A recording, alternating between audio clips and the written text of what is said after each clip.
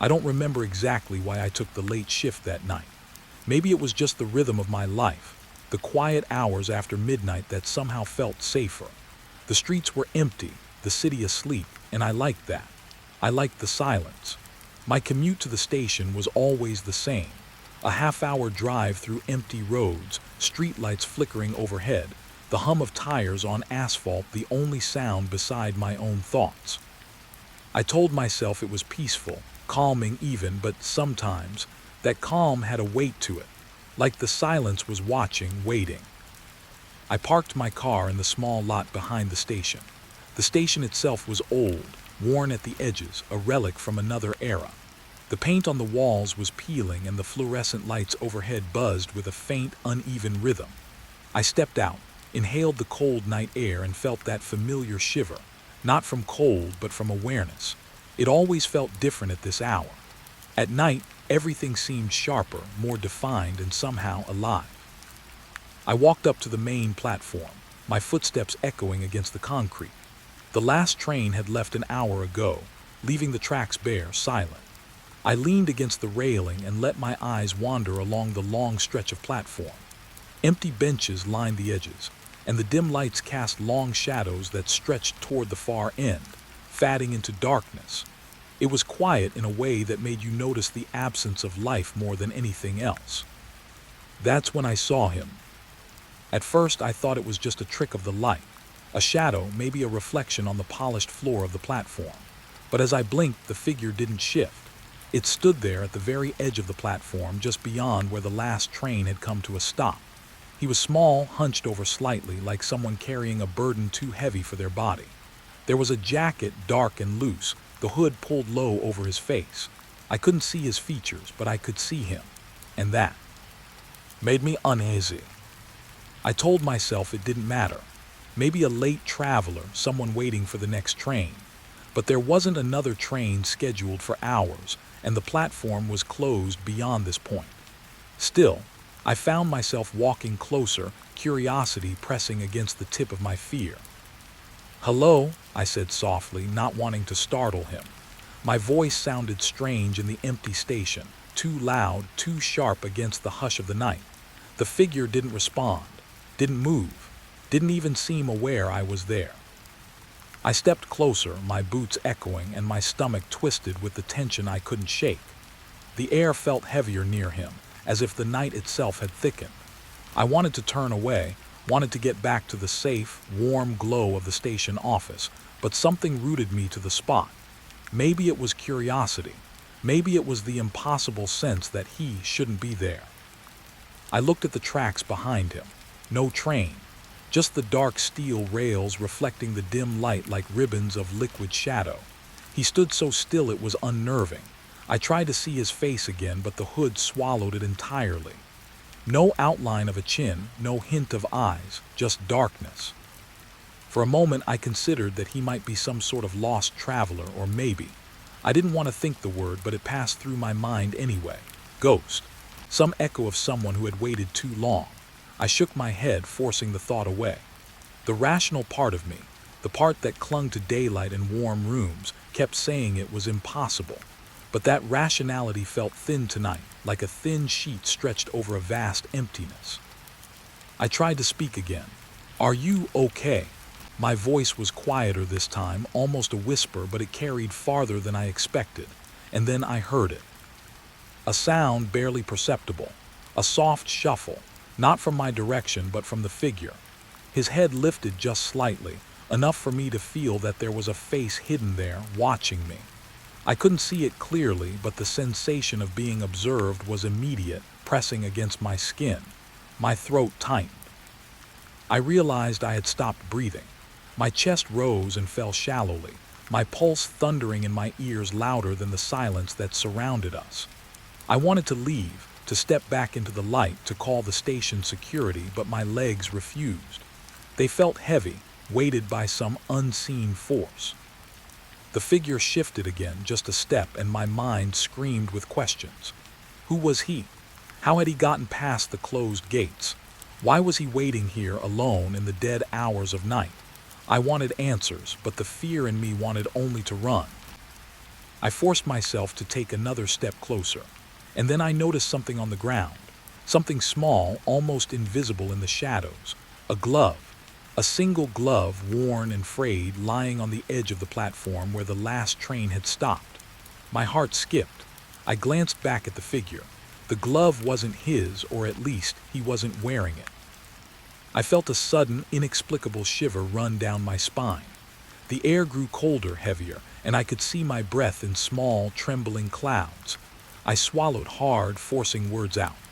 "Do you need help?" I asked, voice barely audible over the sound of my own fear. The figure didn't respond, didn't move, just watched. I felt the hairs on my arms rise. And then, for the first time, I thought I saw him step closer to the edge, just slightly, like he was waiting for something or someone to appear. I looked down at the tracks. Nothing, just darkness. I looked back up at him, still there, watching, waiting. My instincts screamed at me to retreat, to run back to the office, to lock the doors, to hide. But my legs felt rooted to the ground. I couldn't leave. I couldn't turn away. Minutes passed, or maybe seconds. Time felt fractured. I tried to blink, to force myself to focus on something else, anything else. But every time I looked, he was still there. The hood, the hunched shoulders, the impossibly still stance. Watching, waiting. And then I noticed something else. Behind him, in the darkness beyond the platform, there was another shadow. Subtle at first, like a trick of the flickering lights. But as I strained my eyes, I realized there were more. Shadows moving along the tracks, slow, deliberate, always just at the edge of my vision. They didn't move like humans, not exactly, but they weren't completely still either. I swallowed hard. My throat was dry. My hands shook, though I tried to keep them in my pockets, trying not to give myself away. I wanted to run, wanted to scream, but I stayed rooted. Something about the way he stood there, calm, patient, made it impossible to move. I don't know how long I stood there. Long enough to feel my mind fraying at the edges. Long enough to hear the faint shuffle again, closer now, as if the shadows themselves were inching forward. My heart raced. My pulse thundered. And yet I couldn't look away. Then, as quietly as it had begun, it ended. The shadows dissolved into the night. The figure shifted back slightly, turning away from me.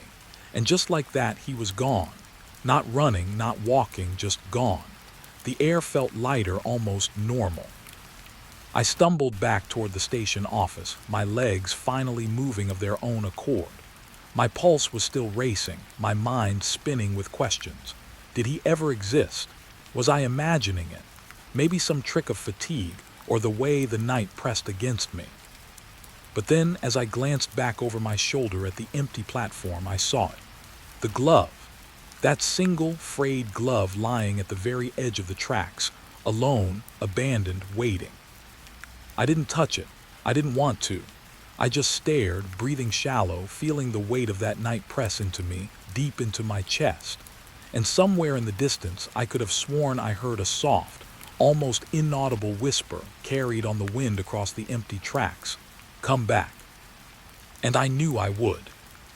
I remember the way the train doors closed behind me, with that hollow, metallic sigh that always seems louder at night. The station had already emptied, leaving nothing but the lingering scent of cold concrete and something faintly metallic in the air.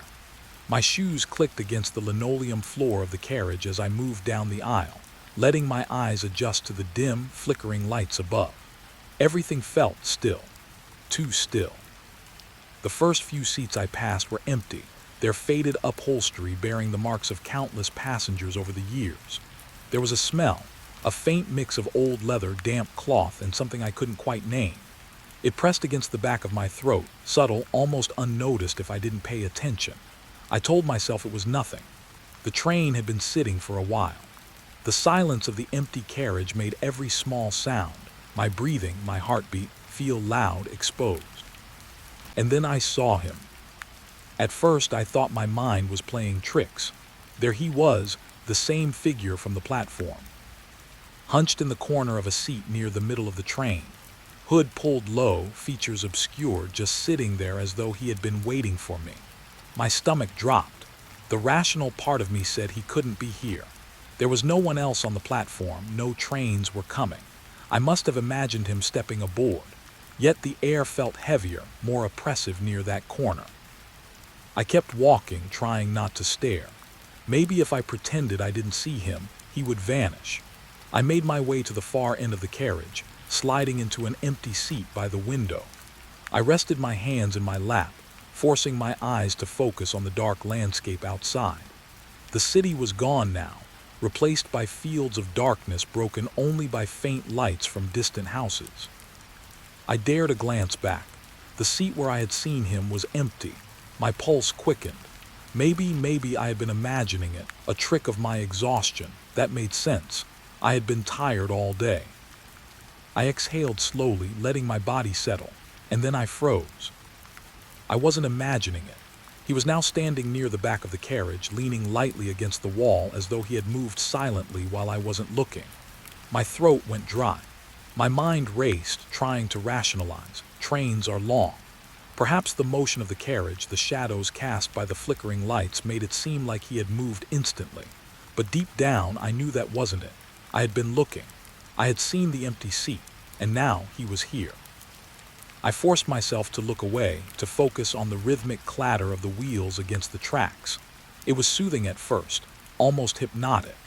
Each metallic click and low hum of the train seemed to draw me into some strange, drowsy calm. But beneath it was a tension that I couldn't ignore. That presence, wherever he was, lingered in the air around me. Minutes passed, or maybe it was longer. Time felt strange, stretched, and uneven.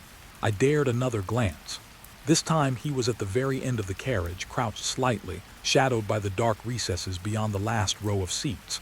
I could see the slight tilt of his head, the way he seemed to be watching me. And yet he didn't move like a normal person. There was no weight in his steps, no sound at all, just a shifting of shadows that felt unnatural. I tried to steady my breathing, telling myself I needed to leave the train at the next stop. I had no real reason to stay here. Certainly no reason to be alone with him.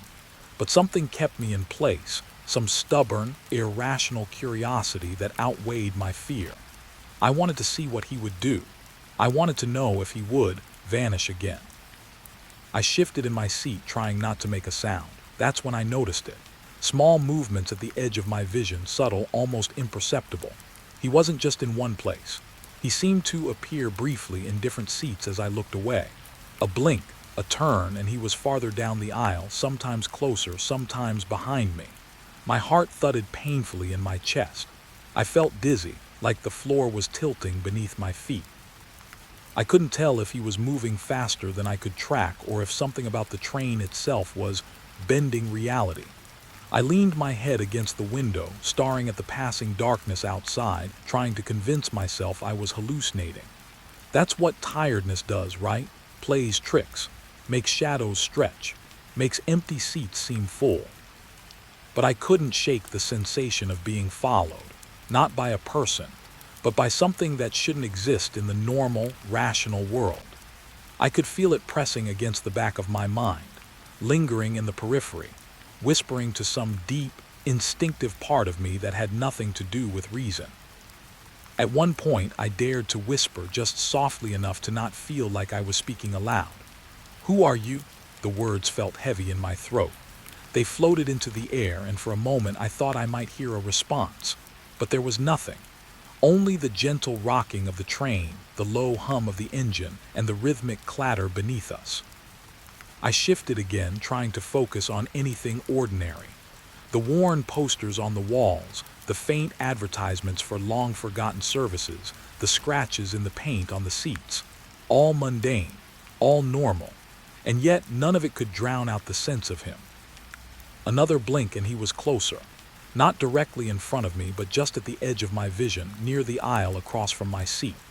I could feel my body tense, every muscle alert, every instinct screaming that something was wrong. I wanted to move, to stand, to get away, but my limbs refused. I was trapped in that seat, paralyzed by the strange, creeping dread that had taken root deep inside me. I forced myself to look away again, this time toward the ceiling. My thoughts raced in that long, silent pause. Maybe it was a hallucination, maybe some trick of exhaustion. Maybe the train, with its empty seats and endless dark corridors, was playing on my mind. But deep down, I knew none of those explanations fit. He was real, he was here, and he wasn't bound by the rules of the world I understood. I don't know how long it continued. Minutes, hours. The night stretched endlessly, each moment filled with the soft, imperceptible presence that seemed to drift just beyond my comprehension. I couldn't focus. I couldn't relax. Every time I thought I could, he shifted, always there, always watching. Eventually, the train slowed. The next station approached, and the lights outside began to flicker against the windows. I forced myself to stand, shaking, my legs weak beneath me. I looked down the aisle. The seat where I had first seen him, empty. The space at the end of the carriage, empty. I blinked again. My pulse thudded painfully, my skin prickling, and I realized something that made my stomach drop. I had no idea where he had gone. And yet I could feel him. It was the kind of awareness that wasn't about sight or sound. It pressed against the back of my mind, soft, subtle, undeniable.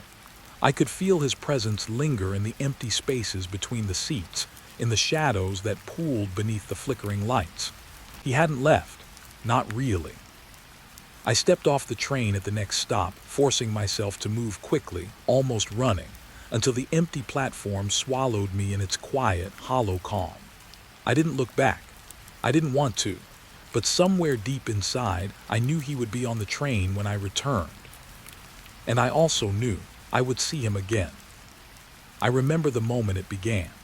The train was quiet, almost impossibly quiet, except for the faint hum of the engine and the rhythmic clatter of wheels against the rails. The lights flickered above me, throwing long, uneven shadows across the seats, across the narrow aisle. I had been trying to convince myself that the figure I saw earlier was a trick of exhaustion, a ghost of imagination, but that calm, rational thought was slipping, like sand through fingers. And then I heard it. A whisper, soft, almost imperceptible, like air moving through the cracks in the carriage walls. I froze, my stomach tightening, my hands gripping the edges of my seat. The whisper came again, just slightly louder, just a fraction more distinct. It wasn't a word I could recognize, not a sentence, not a sound I could place, just whispers, indecipherable, curling around my ears, curling around my mind. I looked around, heart hammering. The seats were empty, the aisle was empty, the doors at the far ends of the carriage remained closed, and yet the sound persisted, almost as if it were coming from every direction at once. I told myself I was imagining it. Exhaustion does strange things to the mind.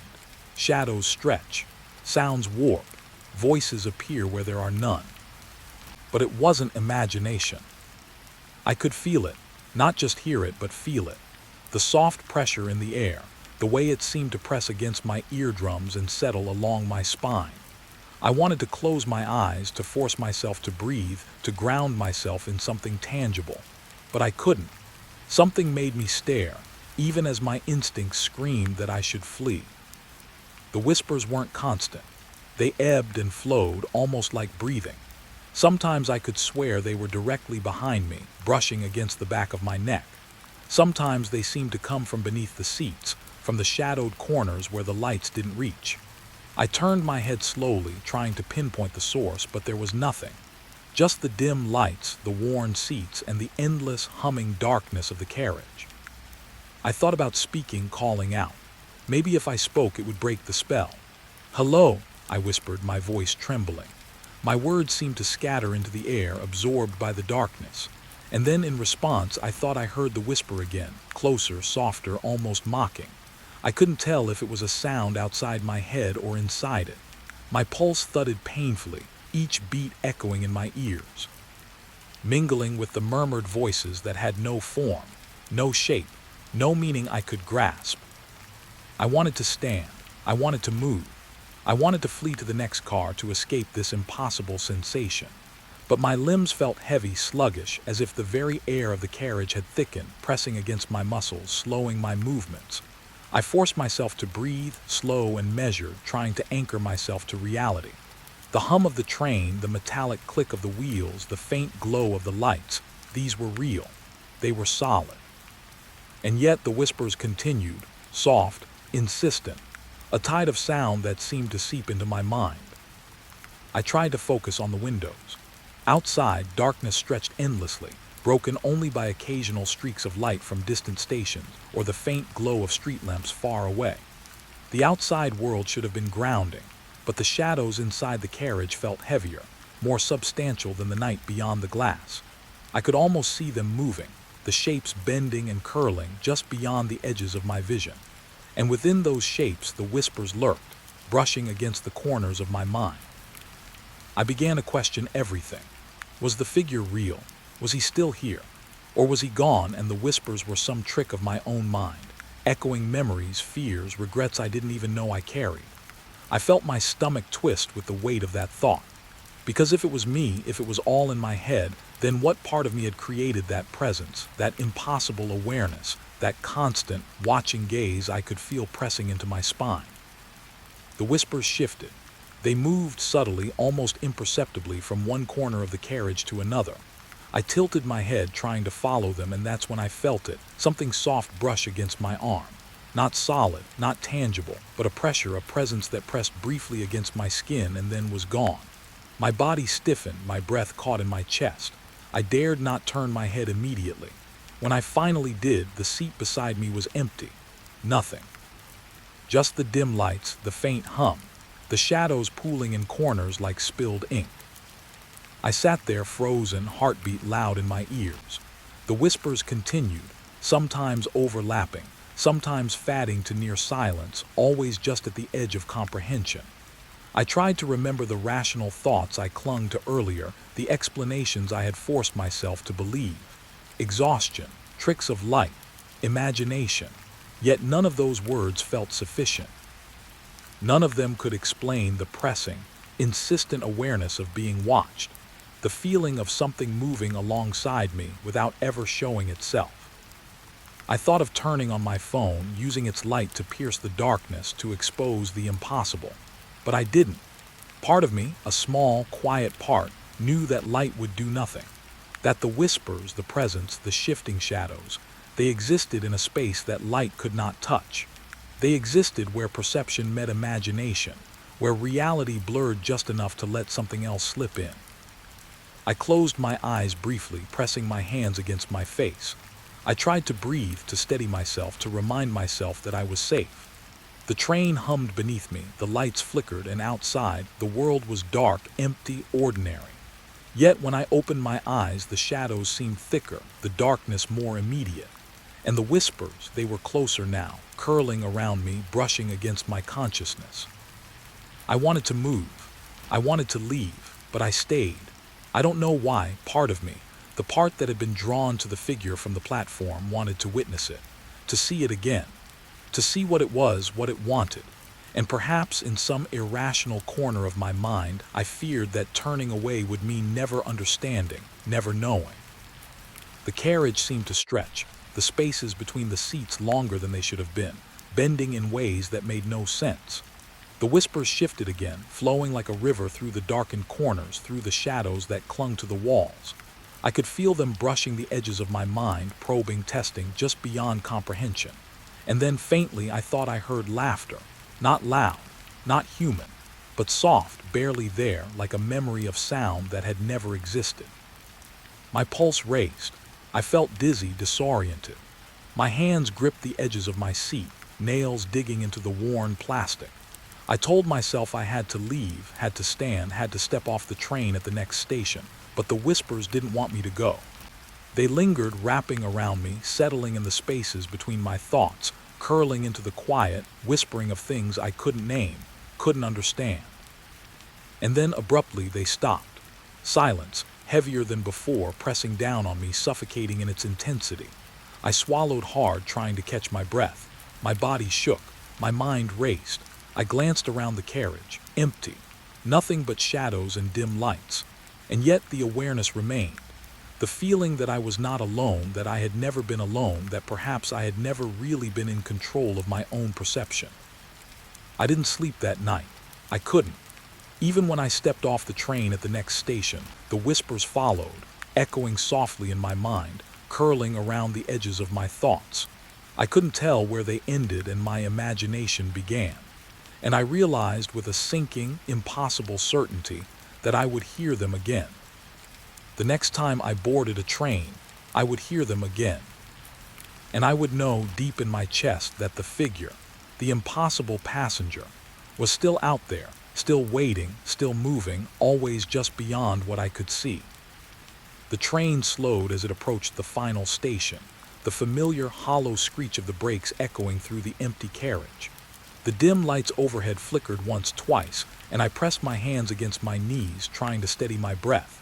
The figure, the impossible passenger, hadn't moved since I last saw him in the shadows of the aisle.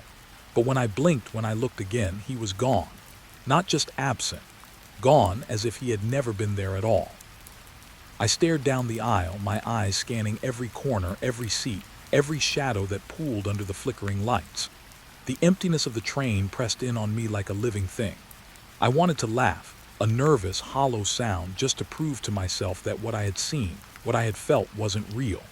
But I couldn't. The space where he had been, the impossible, shifting presence I had followed, was now vacant, and yet I felt watched. The train came to a full stop, the brakes hissing one last time. Outside, the platform was silent, lit by pale, weak lights. The world seemed normal, calm, empty. And yet, inside the carriage, everything felt wrong. The air was thicker, heavier, as though it had absorbed the presence of the figure and refused to let it go. I stood slowly, legs trembling, gripping the edges of the seat to steady myself. My chest rose and fell quickly, heart hammering, mind racing with questions I didn't want to ask. Where had he gone? How could someone vanish so completely in a train car that had no other exits? I wanted to call out, to shout, to demand an answer, but my voice caught in my throat, choked by a fear I couldn't name. I walked down the aisle, step by careful step, scanning the floor, the seats, the corners. Everything was empty. The shadows pooled and shifted as the lights flickered, but there was no sign of him. My mind tried to rationalize, to find some explanation. Perhaps he had left at an earlier stop without me noticing. Perhaps it had all been a trick of fatigue, of stress, of my imagination stretched thin. And yet I knew better. Deep down, in a part of me that didn't lie, I knew he hadn't left. As I neared the end of the carriage, something caught my eye. A small object lying forgotten on the floor near the last row of seats. I froze, stomach twisting. It was a glove. Frayed, worn, old, the kind that seemed to have been forgotten for years. Not new. Not something a traveler might have dropped tonight. Something old, something out of place. I bent down slowly, hands trembling, and picked it up. The fabric was rough against my fingers, stiff from age. The smell was faint, dust, decay, something faintly metallic like old blood or rusted iron. My pulse quickened, and I felt the weight of the carriage pressing in from all sides. I turned it over in my hands, examining the stitching, the frayed edges, the way it had been left behind as though someone had intended it to be found. I thought of the stories I had read, the missing persons cases that haunted the newspapers and local police reports. Disappearances that happened without explanation. People who vanished while waiting for trains or walking alone through stations late at night. The glove in my hands felt like a bridge between the impossible presence I had felt and those unresolved mysteries. I didn't want to believe it, but a part of me knew. This wasn't just a coincidence. I sat back down on the seat, clutching the glove, staring at it as though it held all the answers. My mind raced with images of long-ago passengers, waiting in silence, disappearing without a trace. I imagined the figure I had followed, patient, watching, waiting for decades, leaving behind only the faintest trace of himself. A glove, a shadow, a whisper. The train sat silent for a moment, the hum of the engine low and steady. I felt the hairs on my arms rise, an instinctive awareness that I was not alone in my thoughts. The glove in my hand seemed heavier than it should have been, laden with the weight of untold stories, the memory of something lost and forgotten. I couldn't shake the sense that someone, or something, had been here, and that presence had left behind a sign for me to see. I looked around the carriage once more, scanning every corner, empty, silent, normal, and yet the air was still thick, heavy, oppressive. I could feel it pressing against my chest, a lingering echo of the presence I had followed through the shadows, through the whispering, through the impossible. I didn't want to leave the train. I wanted to stay, to understand, to uncover the truth behind the vanishing passenger. But the rational part of me, the part that clung to ordinary life, to warm rooms and safe streets, told me to leave. Step onto the platform, walk into the night, forget what I had seen, or at least try to. I stood slowly, tucking the glove into my pocket, feeling the rough fabric against my hand. My legs trembled as I stepped off the train, the platform solid beneath my feet, the lights pale and unthreatening. The world seemed calm, ordinary, safe, and yet I couldn't shake the feeling that something had followed me, that the presence of the passenger lingered in the corners of my mind, a shadow I could not dispel. I walked down the platform, each step slow and deliberate, trying to ground myself. The station was empty except for the distant hum of city lights and the faint rustle of wind. I glanced back at the train, its windows dark and silent. The carriage seemed ordinary, normal, empty, and yet I knew better. I reached the exit, the cold night air hitting my face, and I realized I was holding my breath. My pulse slowed slightly, but the tension remained, coiled tightly in my chest. I felt the weight of decades, of stories left unfinished, of passengers lost and forgotten. The glove in my pocket felt impossibly heavy now, a talisman of some terrible memory that didn't belong to me, yet had found me anyway. I couldn't explain it, I couldn't rationalize it. The passenger was gone, completely, utterly gone. And yet his presence lingered, etched into the air of the carriage, the floor, the shadows. I could feel it like a pulse, like a quiet thrum beneath the normalcy of the world. Walking away from the station, I kept thinking of the glove, of the empty seat, of the impossible moments when I had seen him appear and disappear, when the train had seemed to bend around him, when the whispers had wrapped around my mind. It was a memory I couldn't discard, a sensation I couldn't shake.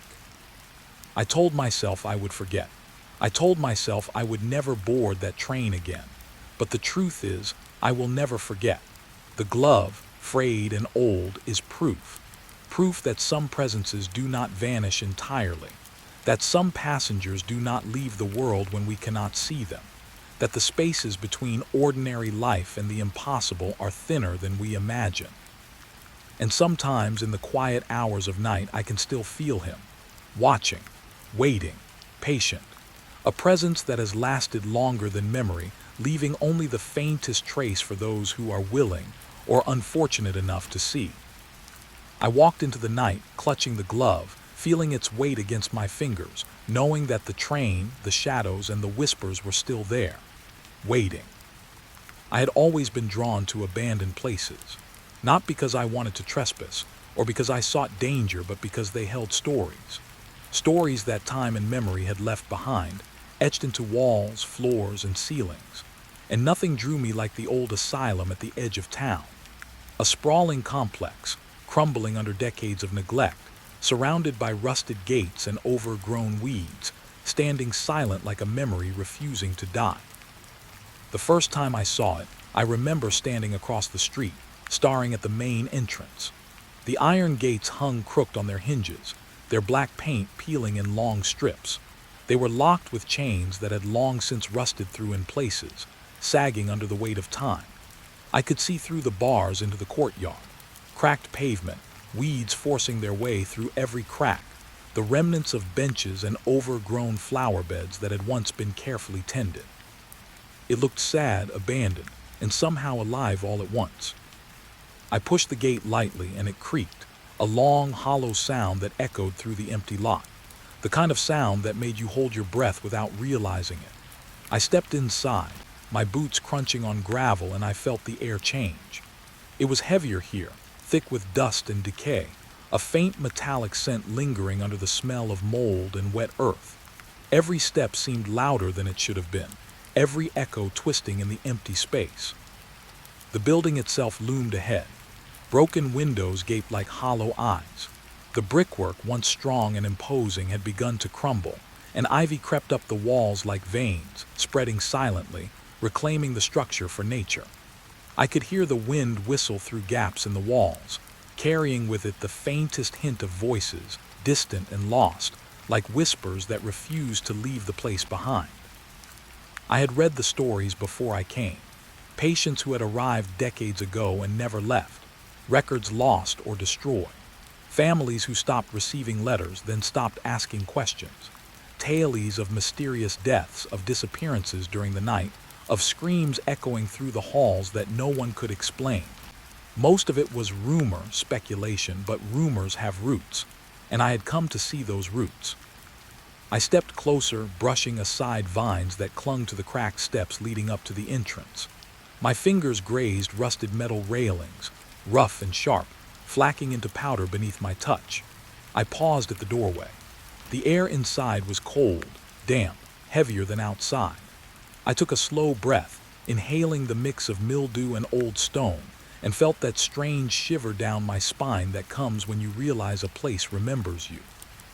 Not in a conscious way, not in a human way, but in a way that leaves an impression, a weight. The main hall stretched before me, long and dim. Broken tiles on the floor, the walls lined with peeling paint, faded and cracking. Doors on either side, some hanging off their hinges, others shut tight as though they had been guarding secrets for decades. I took a step forward, the echo of my boots bouncing off the walls. I could almost hear the whispers again, faint, distant, like a memory brushing at the edge of my mind. I paused near a door marked with a faded plaque, Room 12 Observation. I had read about it. A room where patients were kept under watch, sometimes for weeks at a time, sometimes for months. Some said the patients could never leave, as if the walls themselves held them prisoner. The plaque was scratched and rusted, but I could still see the faded letters, the ghost of meaning lingering in the metal. I opened the door carefully. The hinges groaned, a deep, resonant sound that made my chest tighten. Inside, the floor was cracked, dust layered thick over everything.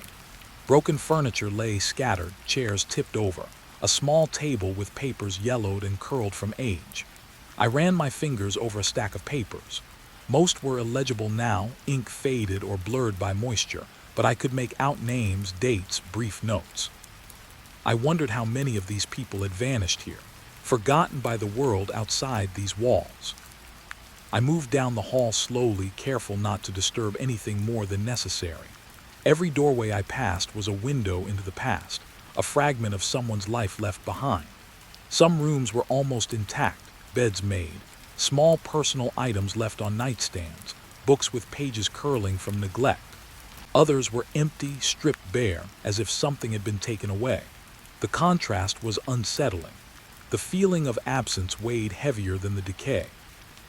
At one point, I reached the nurse's station.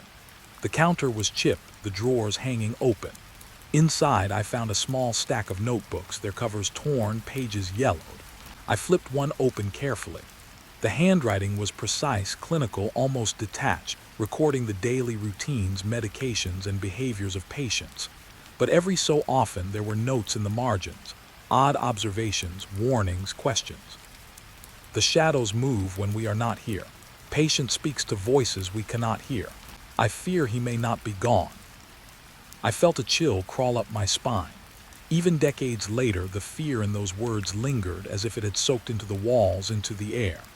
I closed the notebook carefully, replacing it where I found it. My hands were trembling slightly, though I tried to hide it. This place, it wasn't just empty. It was alive with memory, with the residue of lives left behind, with the echoes of people who had never left. As I continued, I noticed something odd. Footprints, faint, dusty but human, leading down the corridor, disappearing into a side hallway.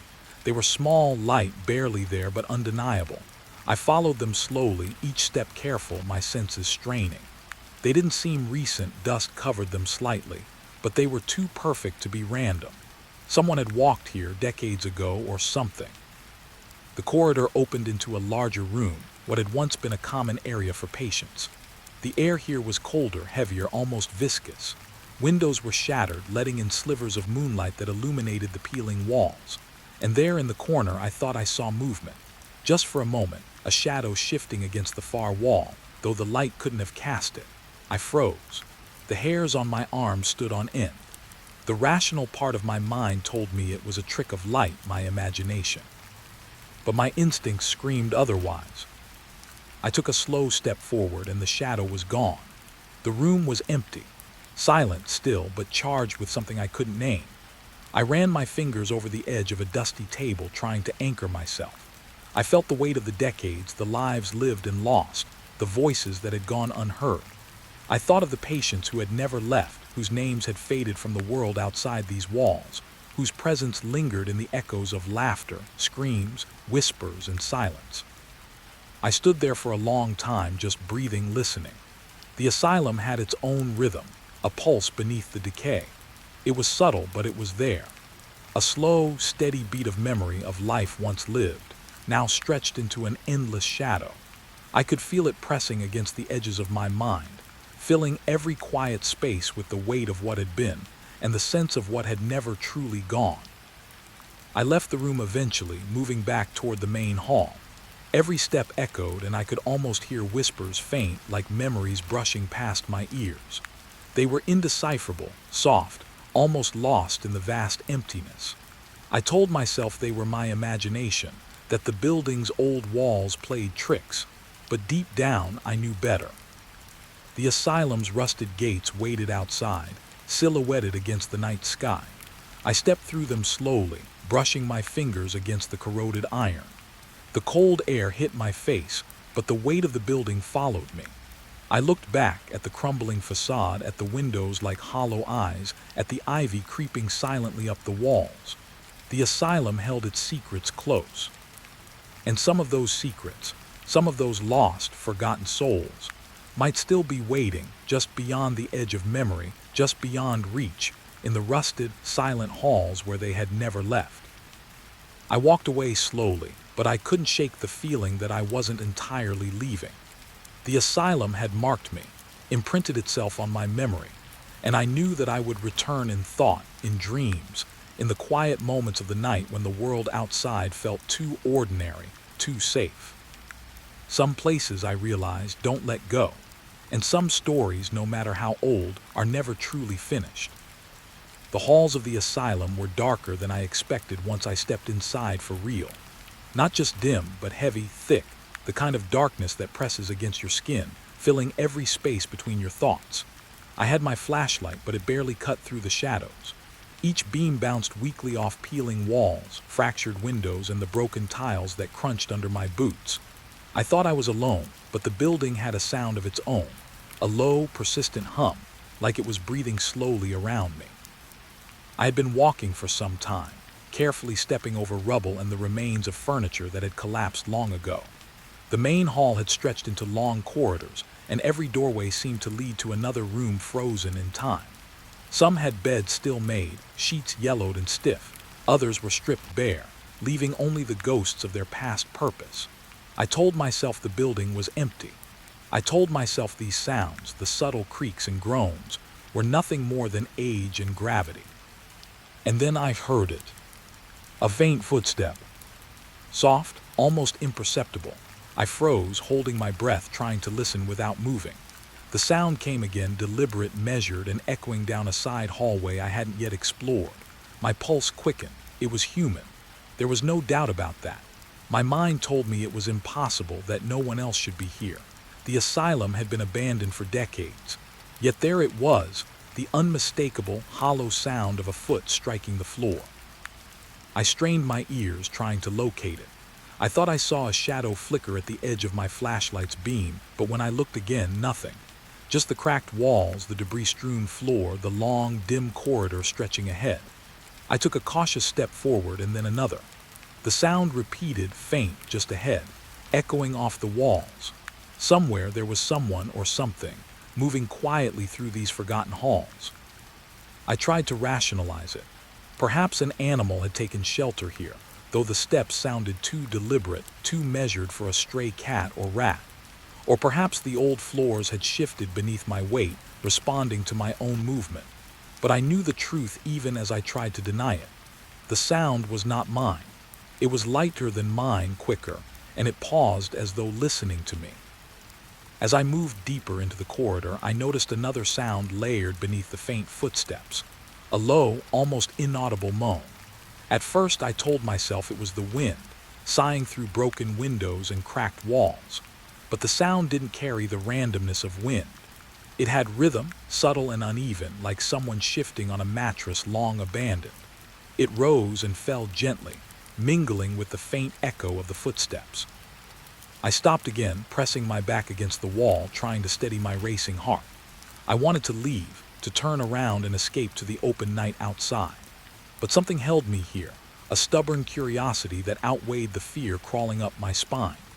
The whispers I had imagined, or perhaps heard, earlier seemed to have been replaced by something more immediate, more physical. The sound of movement, the echo of life in a building that should have been dead. I followed the hallway slowly, flashlight held low to avoid casting sudden shadows. Each step I took seemed amplified, bouncing back at me from the cracked walls, the empty rooms. The footsteps seemed to mirror me, shifting ahead, pausing, moving again. Sometimes I thought I saw a figure, a fleeting shape in the shadows, but when I blinked there was nothing. The moan had grown slightly closer now, as if someone or something had noticed me. I reached the corner of a long hallway where the moonlight fell in fractured beams through a broken window. I paused, flashlight trembling slightly in my hands. The footsteps stopped. Silence followed, thicker than the darkness itself. I strained to hear, but only my own breathing echoed in the stillness. And then faintly, almost imperceptibly, the moan came again. Closer this time, a soft exhalation, sorrowful, lost, like the sound of someone calling for something they could never reach. I swallowed hard. My fingers gripped the flashlight tightly, knuckles white.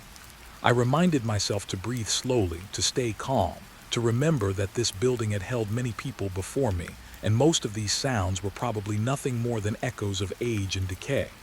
But even as I thought it, I could feel a pressure behind my eyes, a tension in my chest. Something wasn't right. Something in the air told me I was not alone. I moved forward carefully, following the hallway to a cluster of rooms that had been the patient's quarters. The floorboards creaked beneath me, responding to each footstep with a soft groan. I passed a door half ajar, and the moan shifted slightly as if acknowledging my presence. My breath caught. I wanted to speak, to say hello, but my voice felt fragile, too small for the vast, empty space.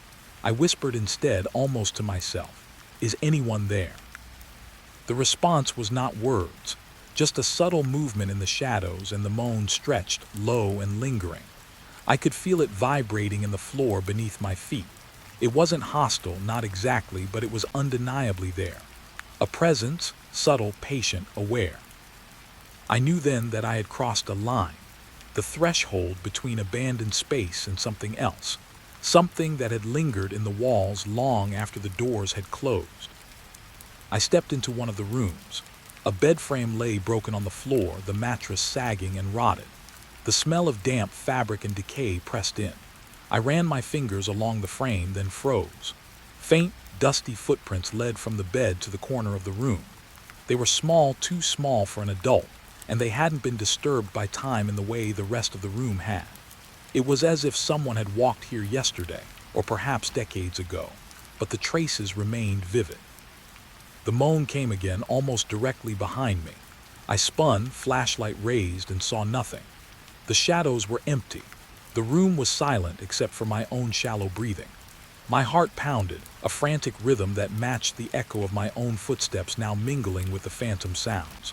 I felt the air thicken, the darkness fold in on itself, pressing gently, insistently, reminding me that this place was not empty, that it had never been empty. I left the room slowly, stepping back into the corridor. The footprints vanished in the hall as though they had never existed. But the moan followed me, stretching across the walls, filling the space with a sorrow that wasn't mine, yet clung to me all the same. I kept walking, each step measured, careful, trying to stay in control, trying to convince myself that I could leave the echoes behind. The hallway stretched longer than I remembered, twisting in ways that felt unnatural. I could feel my own pulse in my ears, mingling with the faint, haunting rhythm of the footsteps and moans. I dared not turn back, not yet. Whatever had left these sounds, these traces, it was patient. It could wait. And I knew then, deep in my chest, that it had been waiting for someone like me for a long time. I reached the end of the hall. Moonlight filtered through a shattered window, illuminating the peeling paint and cracked tiles. The footsteps had stopped, the moan faded into silence, and for a moment I thought I was alone again. My relief was short-lived. The air still carried a weight, a subtle, undeniable pressure that told me the building remembered, that the presence lingered, invisible, patient, eternal. I stepped outside the ward area and into a larger atrium. Shadows pooled in the corners, bending strangely, almost as if the building itself was shifting to accommodate the past. I paused, flashlight lowered, listening. Silence. And yet I could feel it. The faint, imperceptible awareness of someone or something watching from the shadows. Waiting. I left that night with my boots heavy, my mind echoing with soft, sorrowful moans, with footsteps that had no owner, and with the undeniable feeling that some stories never truly end. The asylum had marked me, imprinted a subtle, lingering dread that would follow me in quiet moments, in the turning of night, in the faintest brush of shadow against the walls. Somewhere inside those rusted gates, beyond crumbling walls and shattered windows, the whispers and footsteps remained. And I knew, if I returned, they would still be there, waiting. I had been wandering the halls for hours, or perhaps only minutes. I had lost track of time in the endless maze of peeling paint, broken tiles, and rusted doors. The asylum had a way of folding in on itself, corridors that seemed to stretch farther than they should, rooms that appeared where they shouldn't have been. That was how I found the door. It was tucked in a corner of the east wing, almost invisible beneath the shadows, its frame blackened with age. A faded number plate reads 7, the paint flacking like dead skin. The door was sealed, heavy. Old locks had been welded shut decades ago, their surfaces corroded and rough. I stared at it for a long time, curiosity gnawing at me. I could feel the air around it, thick with something intangible, expectation, history, and perhaps warning. I pressed my hand against the door. Cold metal. Dust settled on my fingers, a layer of forgotten time. I tapped gently, listening. No sound responded, not a creak, not a hollow echo, just silence. Yet somehow I felt eyes on me. Not human eyes, I told myself. Not real. And yet a subtle pressure pressed against the back of my neck like the faintest brush of awareness, a weight that seemed to settle in the space around me. After a moment, I found a way to pry the lock. My crowbar slipped with a reluctant groan, metal scraping against metal, echoing faintly down the empty hall. I worked slowly, carefully, almost reverently. When the lock finally gave way, the door swung open with a sound that was too soft, almost like it didn't want to be heard. Inside, the room was different. It didn't smell of decay the way the rest of the asylum did. Instead, it carried a strange, musty scent, paper, fabric, a faint trace of perfume. Moonlight fell through a cracked window, catching on objects carefully stacked, arranged, preserved in ways that the rest of the building had not been. It was a room left untouched, sealed from time. Personal belongings lay scattered with deliberate order. Old dresses, neatly folded. Shoes lined along the far wall, journals stacked in piles, their covers brittle, corners frayed. Dolls, some missing eyes, some with faded faces, sat silently on shelves. Everything had a presence, a story. The room itself seemed alive with the echoes of those who had been here, whose lives had ended or been erased in the endless corridors outside. I stepped carefully inside, boots crunching on a floor that had been swept at some point, long before dust reclaimed it. The air felt heavier, tighter, as if the room were holding its breath, waiting for me to make a mistake. I ran my fingers over the edge of a journal. Its cover was cracked, the leather stiff. Inside, neat handwriting detailed daily routines, small thoughts, fears. Some pages were filled with hope, sketches of gardens and sunlight. Others were filled with despair, phrases that looped in obsession. I cannot leave. The walls will not let me. I stopped, my stomach twisting. I could feel it then, the eyes, not physical eyes, but awareness. Something in the room was watching me. I turned slowly, scanning the shadows. Every corner seemed darker than it should have been, more concentrated, like something was hiding just out of sight. I thought I saw a figure in the far corner, small and slumped, but when I blinked it was gone. Only the faint outline of a chair remained, a shadow pooled in its corner. I tried to breathe slowly, telling myself it was exhaustion, my mind playing tricks in the darkness. But the sensation didn't leave. It grew as I explored the room, a subtle, unrelenting pressure. I could feel it moving with me, shifting in the shadows, pressing against my awareness, a quiet insistence that I was not alone. I picked up a small porcelain doll. Its face was cracked, the paint peeling, but the eyes seemed almost alive. I held it at arm's length, studying it. A shiver ran down my spine. Something moved behind me, just a flicker of shadow, barely perceptible, but enough to make me drop the doll. It hit the floor with a soft thud, echoing unnaturally in the room. The shadows seemed to pulse in response, thickening, bending subtly toward me, like the walls themselves had taken notice. I sank onto the edge of a bed, running my hands over the sheets. Faded patterns of flowers and vines stared back at me. Every object in this room carried the memory of someone who had existed in this space and perhaps never left. I could feel it, a resonance in the air, something that clung to me and whispered faintly at the edges of perception. Not words, just awareness, watching, waiting. A journal caught my eye. It was smaller than the others, the pages yellowed, edges curled. I opened it carefully. The writing was small, deliberate, obsessive. Days, weeks, months recorded in endless detail. Notes about the sun, the windows, the staff, the other patients. Some entries were mundane. Others hinted at something I could barely comprehend. They watch from the corners. They follow when I sleep. I cannot see them, but I feel them. My pulse quickened. I swallowed hard, trying to steady my trembling hands. I was a visitor, a trespasser, and yet the words felt immediate, as though they were written for me. For the first time, I understood the weight of the stories I had heard. The patients had been trapped here, yes, but not just physically. Something had lingered in the walls, in the air, in the corners where shadows pooled. Something that remained long after the doors were sealed, long after the world outside forgot.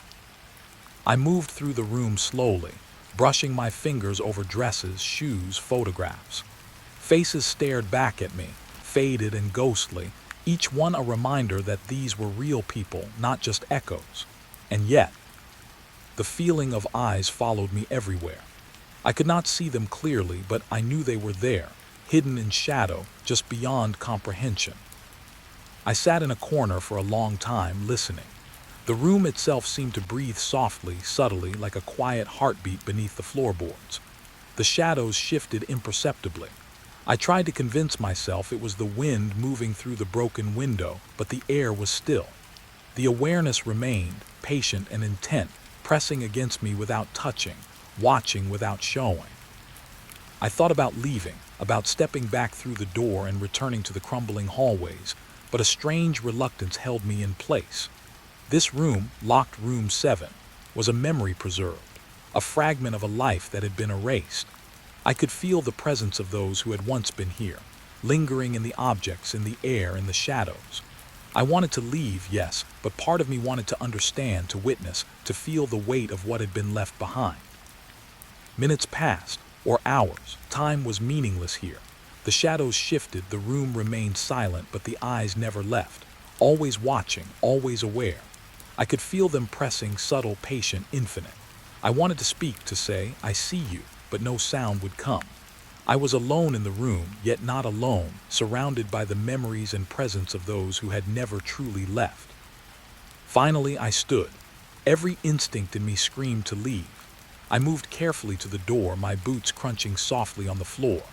I glanced back once, and the shadows seemed to ripple, almost imperceptibly, as if acknowledging my departure. I stepped out into the hallway, leaving locked room 7 behind, but its presence followed me, lingering in my mind, in my awareness, a quiet, enduring weight that would not leave. Even now, when I think of the asylum, of that sealed room, I can feel those eyes on me, watching, waiting, patient. And I know that somewhere in the shadows of locked room 7, the memories of the forgotten, those who lived, those who vanished, those who lingered unseen, remain.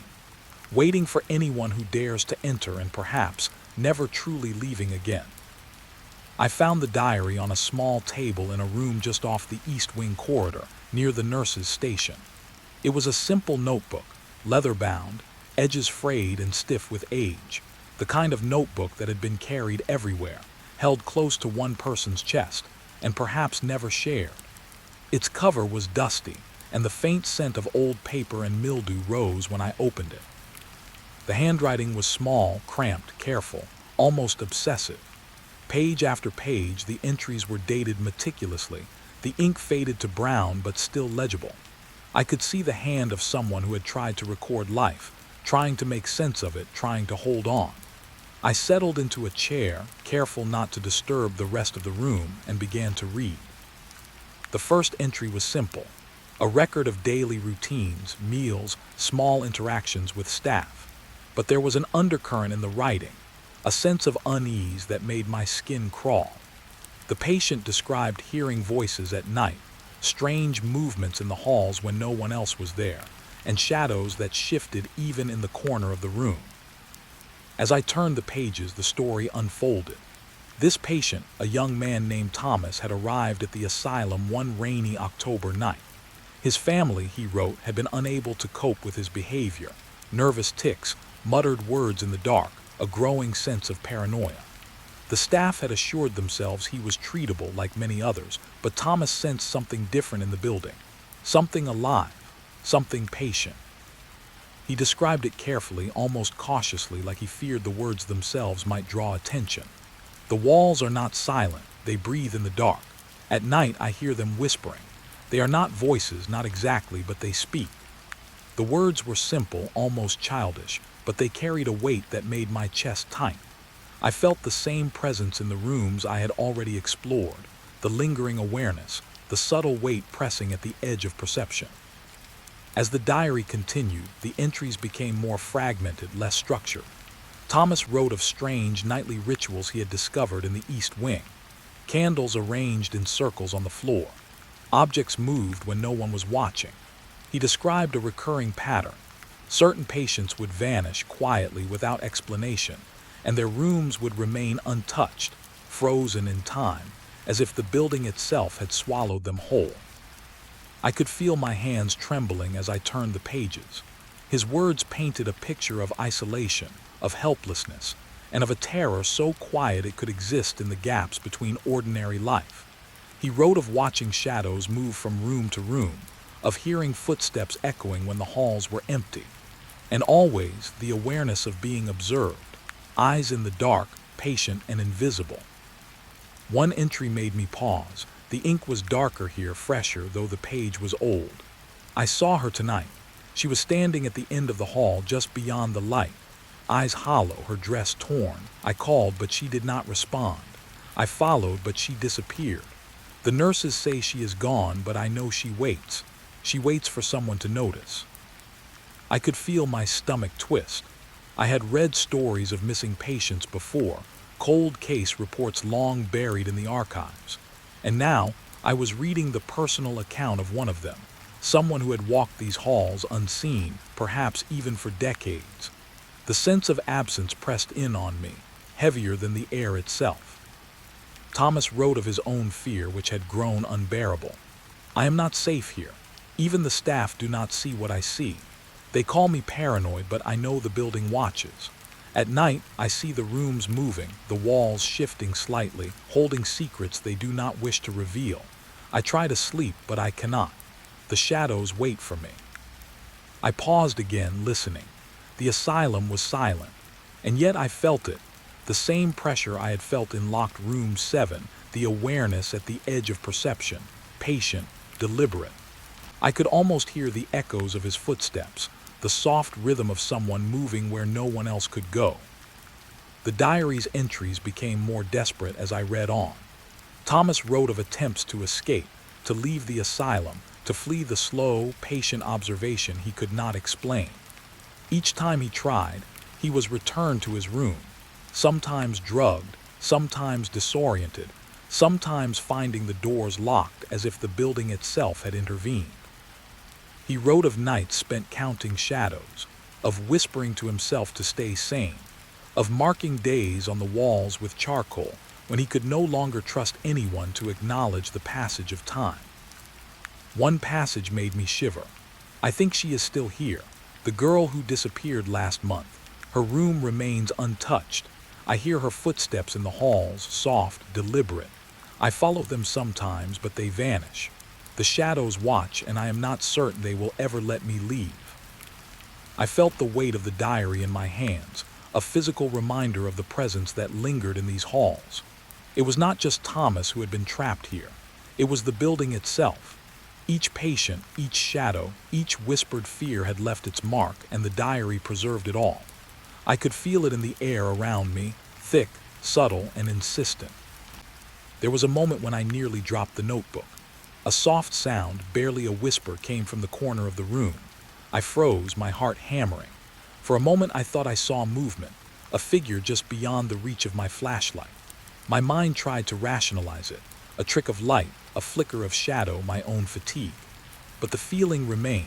I was being observed quietly, patiently, by something that had existed here long before I arrived. I read on. Thomas's final entries were fragmented, fearful, almost incoherent. He described nightly rituals, strange sequences of movement, objects placed in specific patterns that seemed to matter to something unseen.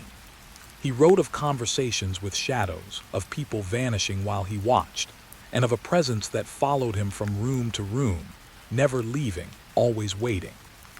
The final entry chilled me to the bone.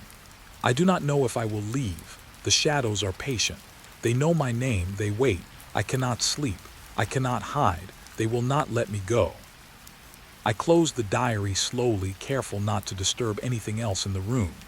My hands were shaking, and I realized that my breathing was shallow, rapid. The room felt heavier, as if the memories in that notebook had seeped into the air, merging with the lingering presence of the asylum itself. The shadows seemed to press closer, aware of the knowledge I now carried, patient, deliberate, eternal. I stood, placing the diary back carefully where I found it. I felt a strange reluctance to leave it behind. But I knew it belonged here, with the memories and the whispers that had existed long before me. Locked away, preserved, waiting for anyone who dared to read and remember. As I stepped back into the hallway, I could still feel the presence, just at the edge of perception. The footsteps of long-gone patients, the whispers of those who had vanished without a trace, and the weight of something watching quietly from the shadows. The diary had made it real in a way that nothing else had. I understood now.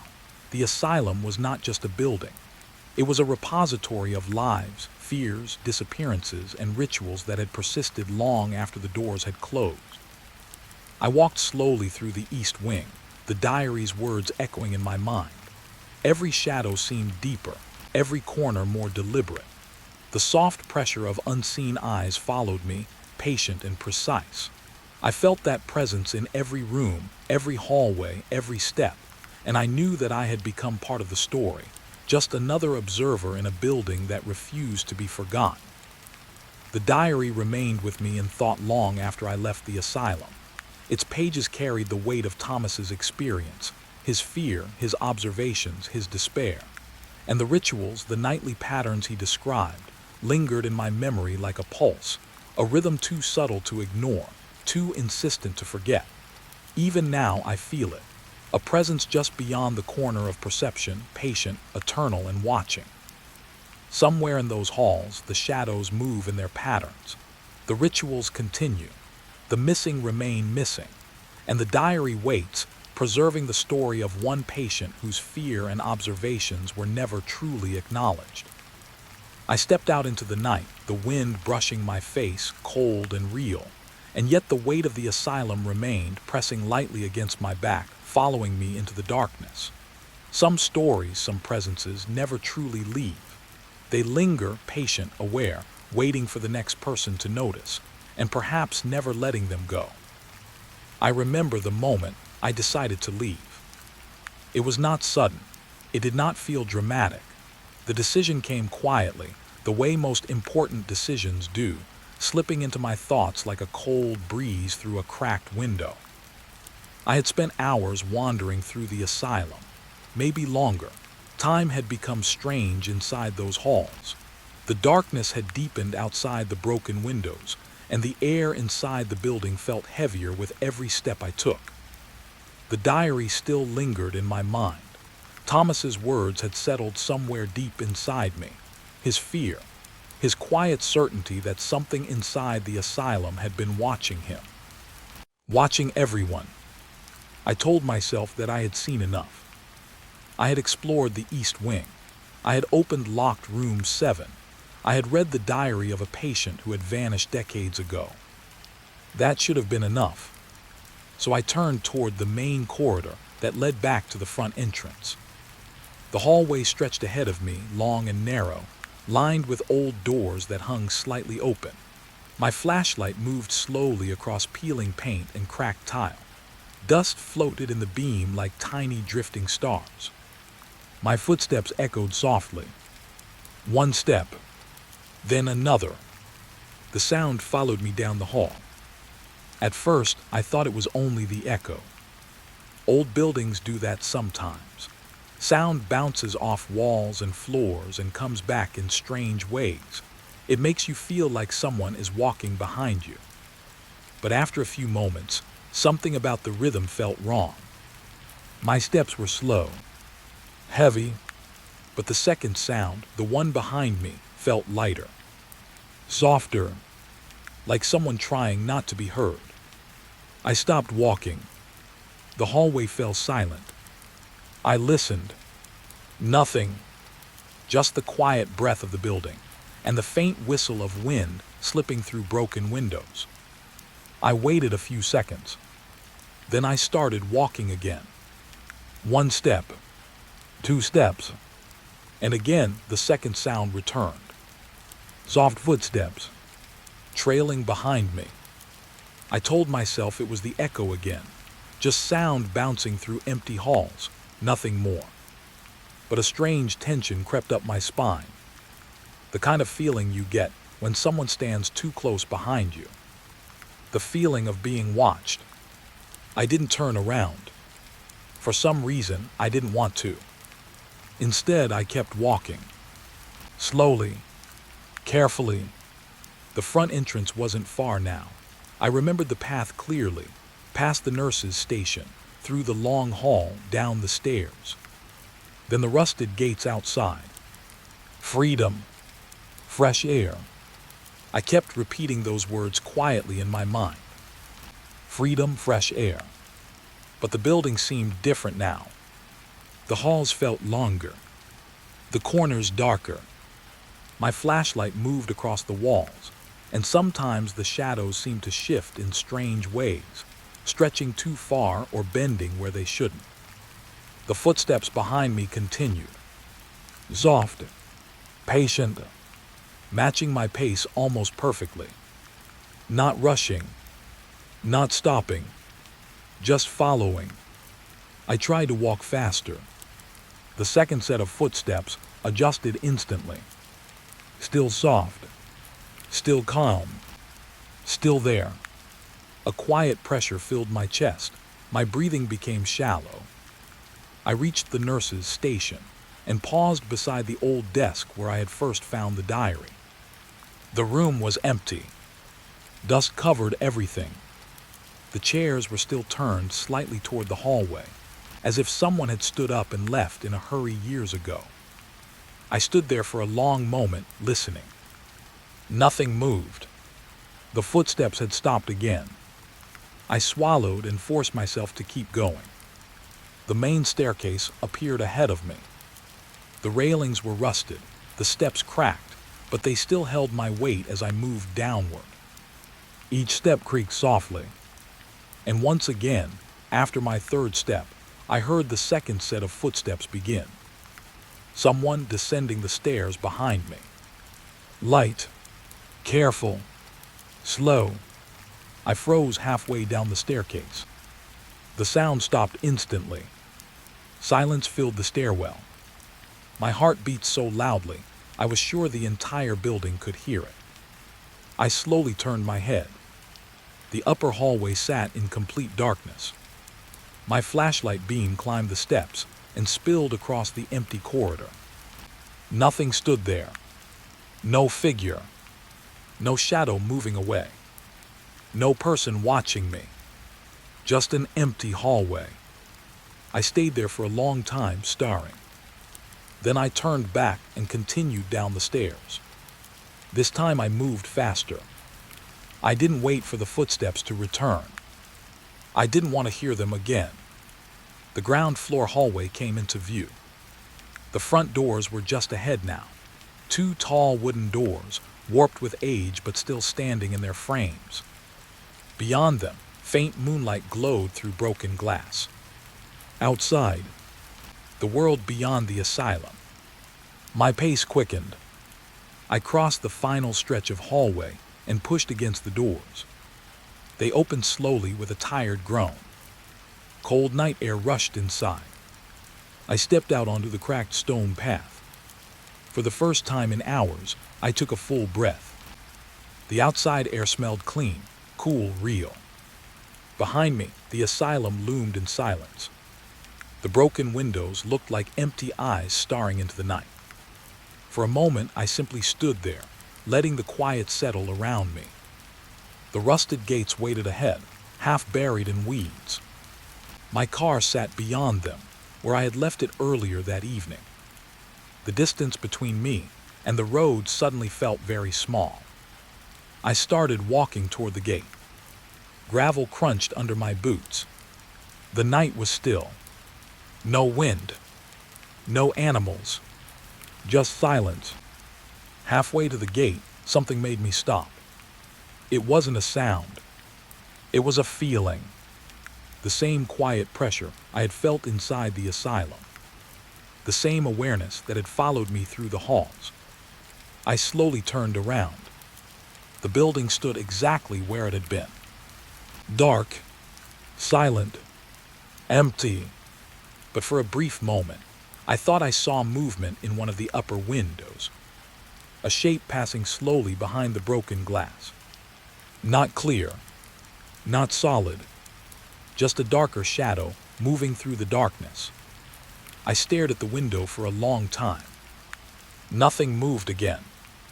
Eventually, I told myself it had been a trick of the light, or my tired eyes, or my imagination. I turned back toward the gate. This time I didn't stop walking. I pushed through the rusted metal and stepped onto the dirt road where my car waited. When I reached the door, my hands were shaking slightly as I unlocked it. I climbed inside and started the engine. The headlights cut through the darkness, lighting the path ahead. For a moment, I sat there with my hands on the steering wheel. I told myself it was over. I had left the asylum. Whatever stories lived inside those walls could stay there. I put the car into gear and began driving down the narrow road. The building slowly disappeared behind the trees. The darkness of the countryside wrapped around the road like a quiet blanket. Minutes passed. My breathing finally began to slow. The tension in my shoulders loosened. I glanced into the rearview mirror. At first, I saw only darkness behind me. Then my eyes adjusted. And for just a moment, I thought I saw something sitting in the back seat. Not clearly, just the shape of someone leaning slightly forward in the darkness. Watching. My heart stopped. I turned around quickly. The back seat was empty. Completely empty. I stared for several seconds before slowly facing the road again. The mirror showed nothing now. Just darkness and the empty road behind me. Maybe it had been a shadow. Maybe the angle of the headlights. Maybe nothing at all. But even now, long after that night, I sometimes feel the same quiet pressure when I'm alone. The same patient awareness. As if someone is standing just behind me. Close enough to watch. Close enough to follow. And sometimes, when the room is very quiet, I can almost hear soft footsteps, moving gently in the dark, never rushing, never stopping, just walking beside me, wherever I go, because some places don't let you leave completely. And some things, once they notice you, never really stop watching. I remember the clock on the dashboard when I pulled off the highway. 2:03 a.m. The numbers glowed softly in the dark car, and for a moment I just sat there staring at them while the engine idled. I had been driving for hours, maybe 10, maybe 12, long enough that the road had started to blur together, mile after mile of empty darkness and fading headlights. My eyes felt heavy, my neck ached, I needed sleep. That was when I saw the motel sign. It stood a little distance from the road, leaning slightly to one side. The neon letters flickered weakly against the black sky. Only half the lights were still working. Sunset Motor Lodge. Funny name for a place open at 2 in the morning. Still, it looked open, and I was too tired to keep driving. I turned into the gravel parking lot. The tires crunched softly beneath the car as I rolled toward the main office. The place looked old, not abandoned exactly, but close. The paint on the buildings had peeled away in long strips, and the outside lights buzzed faintly as insects circled them. The parking lot was almost empty. Just 3 other cars sat scattered along the row of rooms. All of them looked like they had been parked there for a long time. Dust covered the windows. One of them had a flat tire. I turned off the engine and stepped out of the car. The night air was cool and still. No wind, no distant highway noise, just quiet. A strange kind of quiet. The kind that feels thicker than normal silence. The office door creaked when I pushed it open. Inside, the room smelled faintly of old carpet and cleaning chemicals. A single lamp glowed behind the front desk, casting a weak yellow light across the counter. A man sat behind it. He looked up slowly as I entered. He was older, maybe in his late 60s. Thin, pale. His hair was gray and combed neatly to one side. He wore a plain white shirt and a brown sweater vest that looked a little too warm for the weather. For a moment, he simply stared at me. Not in a rude way. Just quietly, like he had been expecting someone. "Evening," I said. My voice sounded louder than I meant it to. The man nodded slowly. "Long drive?" he asked. His voice was calm, soft, almost sleepy. "Yeah," I said. "I just need a room for the night." He studied me for another moment, then reached for a large, old-fashioned guest book sitting on the desk. The pages were thick and yellowed with age. He turned it toward me and slid a pen across the counter. "Sign here." I wrote my name, though I noticed something strange while I did. There were not many other names on the page. Just a few scattered signatures from earlier that week. And yet the parking lot had 3 other cars. The man handed me a brass key attached to a square plastic tab. "Room 12. Down the row," he said, pointing toward the building outside. "2nd floor." "Thanks." I took the key and turned to leave. Just before I reached the door, the man spoke again.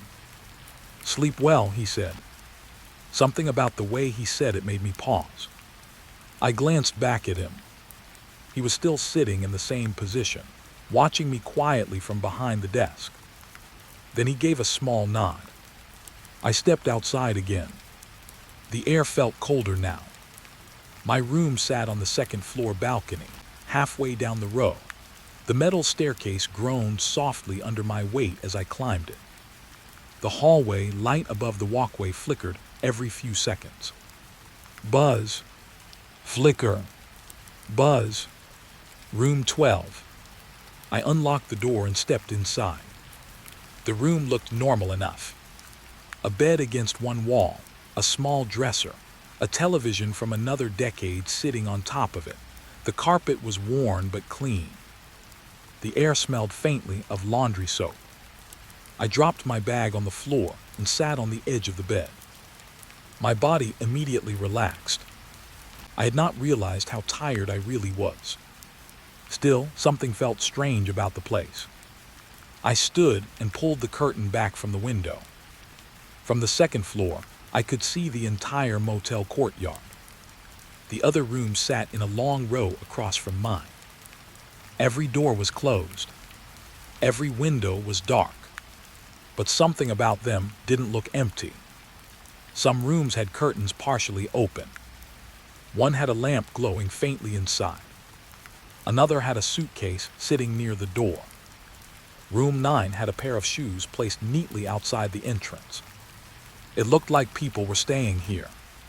And yet, there had been no voices, no doors opening, no televisions playing, no footsteps, nothing, just silence.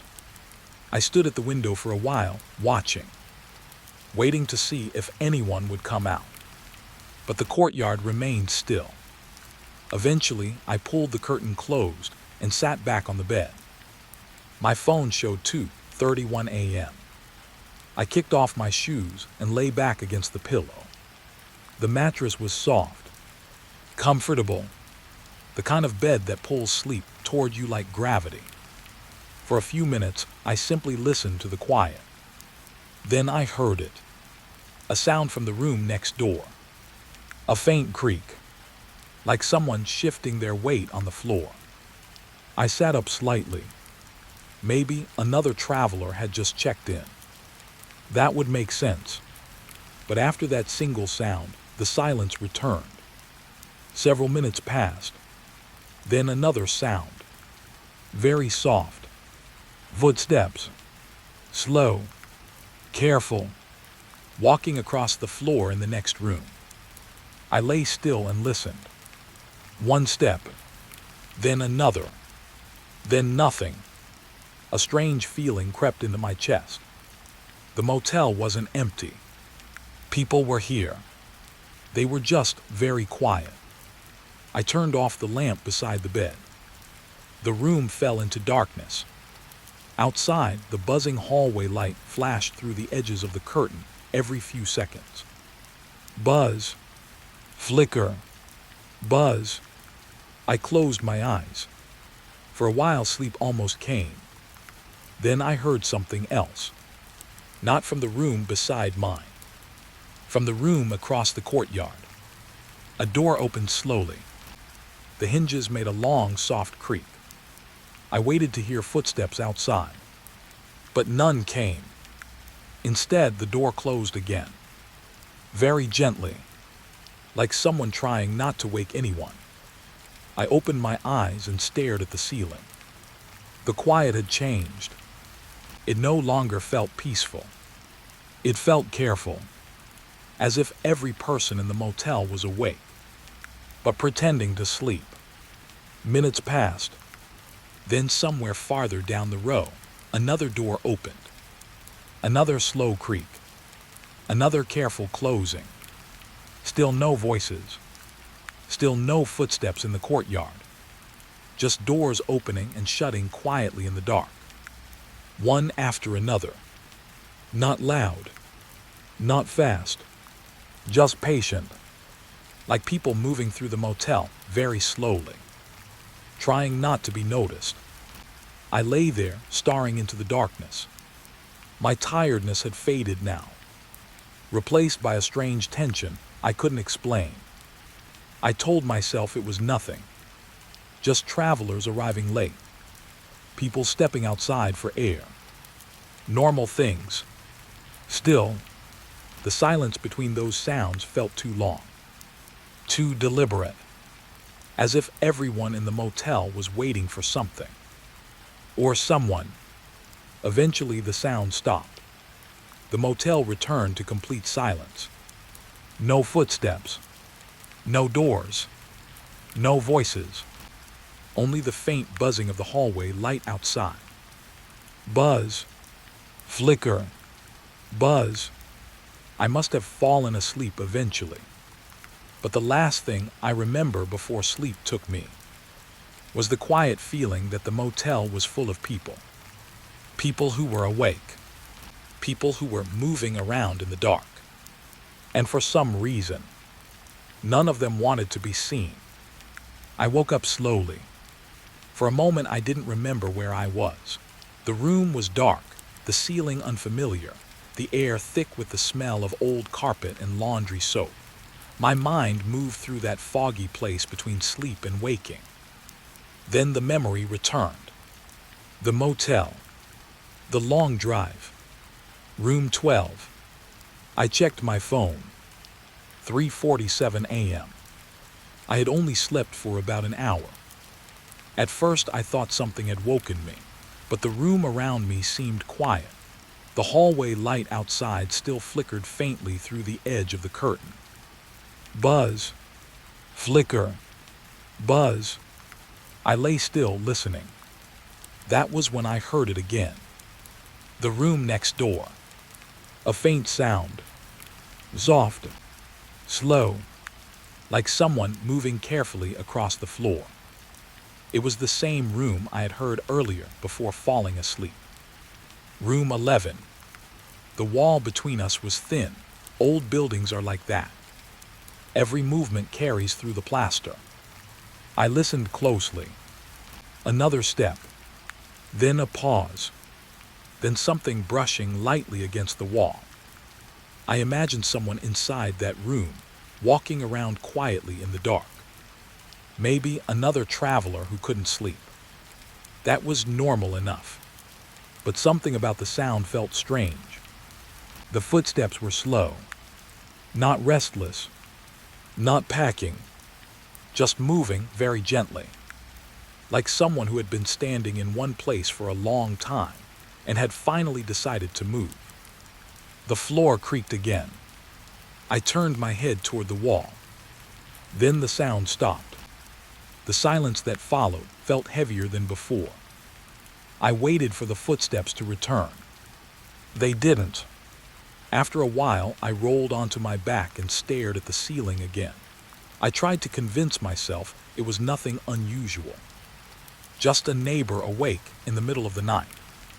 Still, the quiet in that motel felt wrong. Not empty, just careful. Several minutes passed. Then I heard something else. A voice. Very soft. So quiet, I wasn't even sure at first if it was real. It came from the room next door. A whisper. Not loud enough to make out words.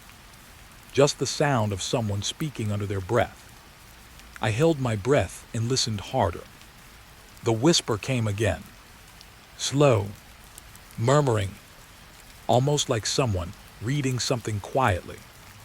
Or repeating something over and over. I sat up in bed. The mattress shifted slightly beneath me. The whispering stopped immediately. The silence returned. I waited. Nothing. Just the low buzz of the hallway light outside. Buzz. Flicker. Buzz. I rubbed my eyes and swung my legs over the side of the bed. My body still felt heavy from the long drive, but now curiosity had pushed away the last of my sleep. I stood and walked slowly toward the wall that separated the two rooms. For a moment, I felt a little ridiculous doing it. Listening to a stranger through a motel wall. Still, I leaned closer. The plaster felt cold against my ear. At first, I heard nothing. Then very faintly, a slow breathing sound. Soft, uneven, like someone lying awake in the dark. I pulled back slightly. A strange thought crossed my mind. The cars in the parking lot earlier. The ones that looked like they had been sitting there for a long time. The names missing from the guest book. I told myself that didn't mean anything. Plenty of people forget to sign properly. Still, the breathing continued. Slow, patient, almost too steady. Like someone who had been lying in the same position for hours. Maybe even days. The thought made a cold shiver move through me. I stepped away from the wall. The room suddenly felt smaller than before. I glanced toward the door. Then back at the wall.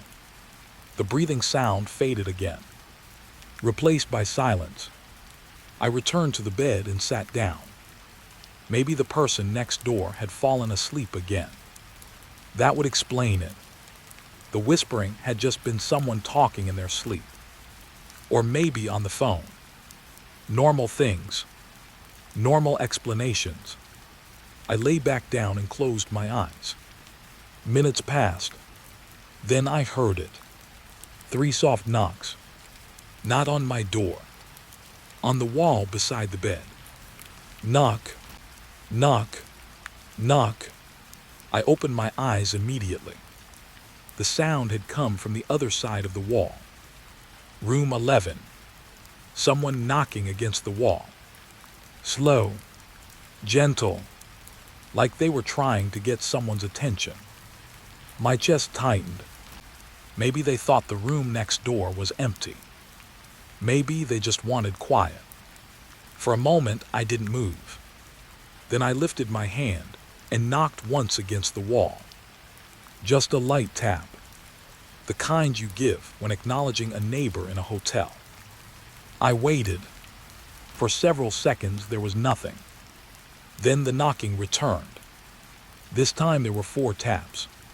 Slow. Careful. Knock. Pause. Knock. Pause. Knock.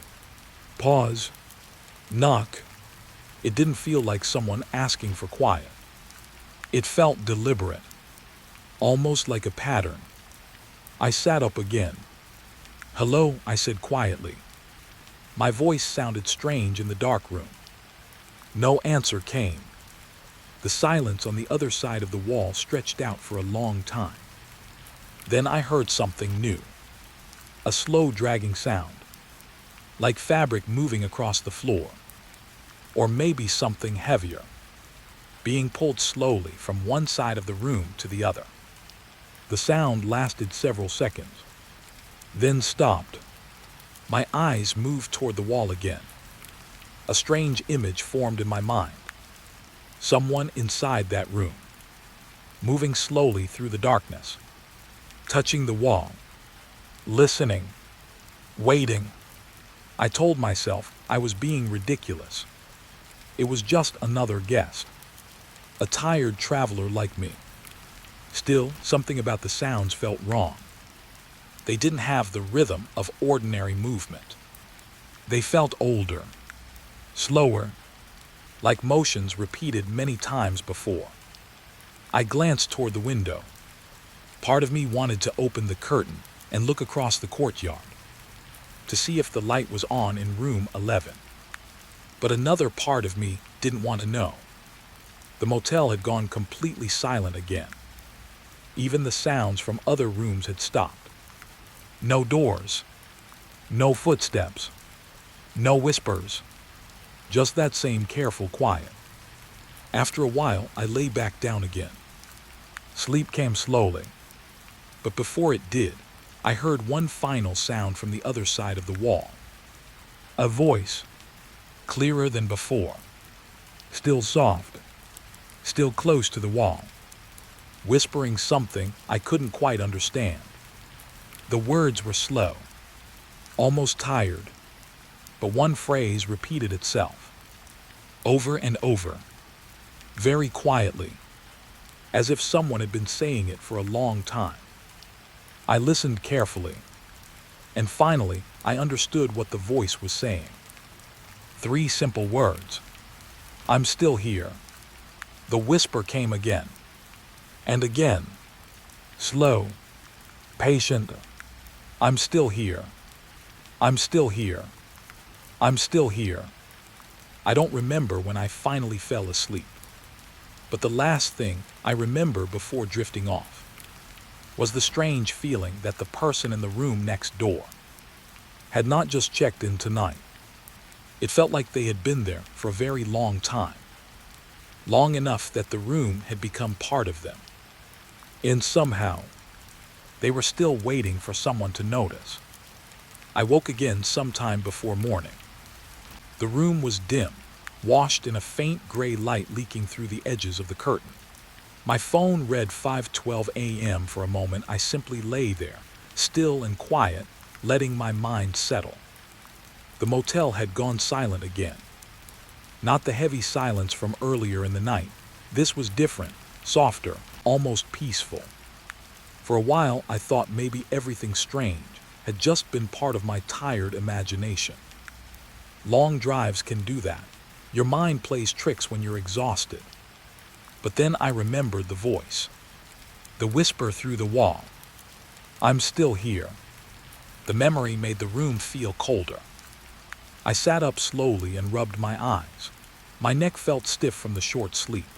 The air inside the room had grown stale overnight, and the quiet pressed gently against my ears. I stood and walked toward the small sink near the door. When I splashed water on my face, the cold helped clear the last of the fog from my head. That was when I noticed something I had somehow missed earlier. A row of photographs hung on the wall beside the dresser. 4 of them. They were framed in thin wooden borders, the glass slightly dusty. I stepped closer, curious. They looked old. The colors had faded into soft browns and pale blues, the way photographs do after many years. The first picture showed the motel itself.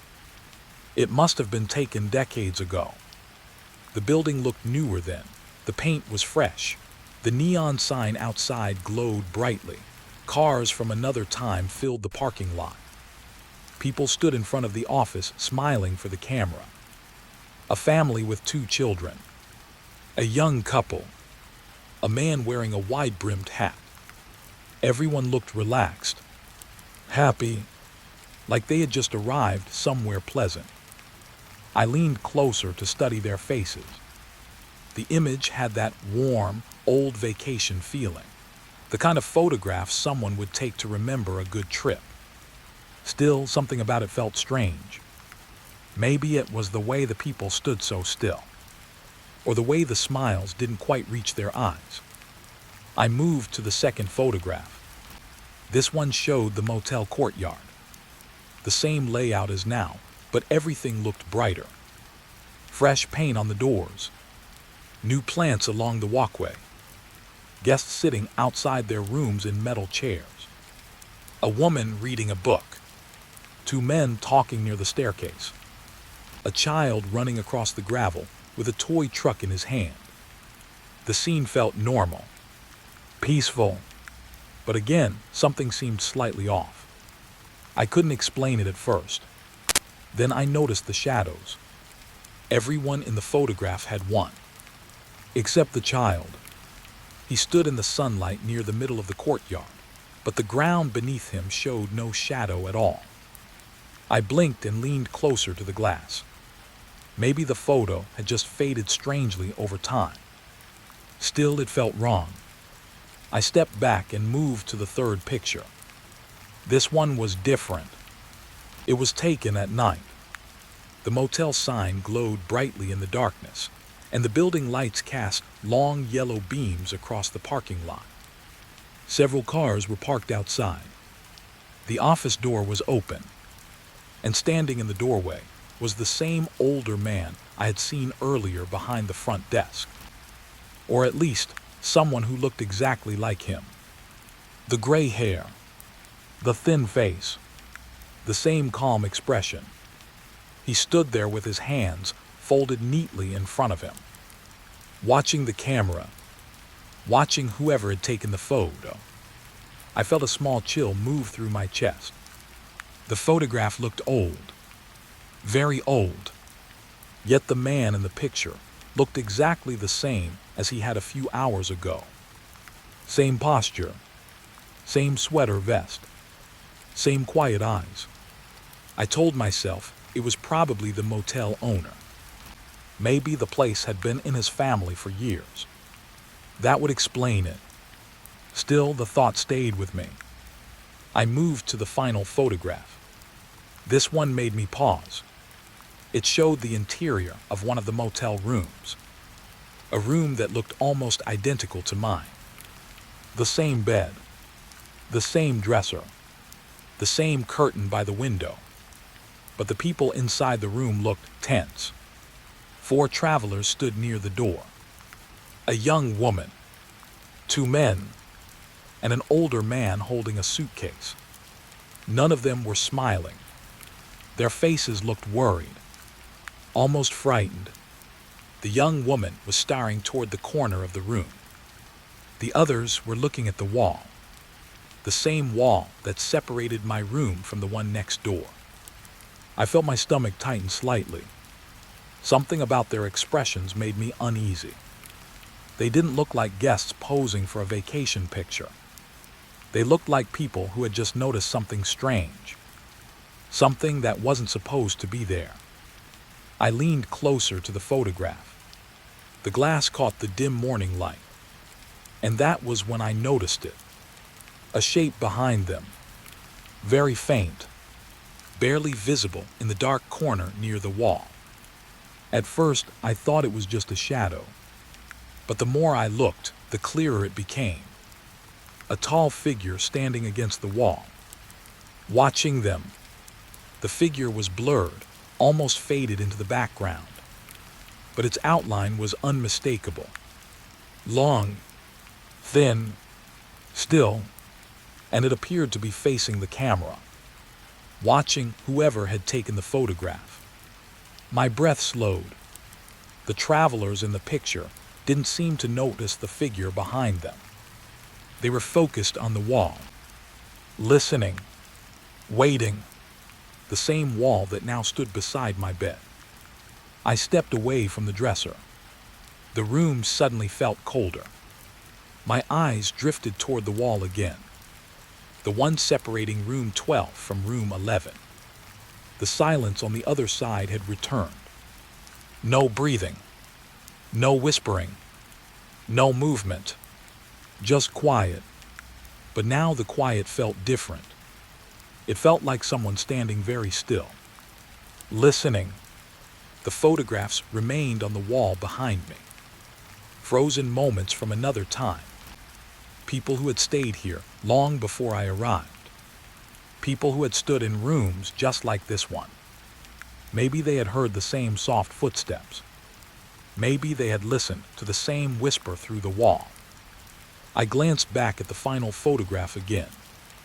The figure in the corner seemed darker now, almost clearer. I stepped closer and studied it again. The shape had no face, just the outline of someone standing very still, patient, watching. I felt a slow unease settle into my chest. How many people had stayed at this motel? How many travelers had arrived late at night, tired from long drives, looking only for a place to rest?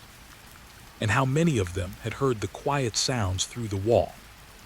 I stepped back again and sat on the edge of the bed.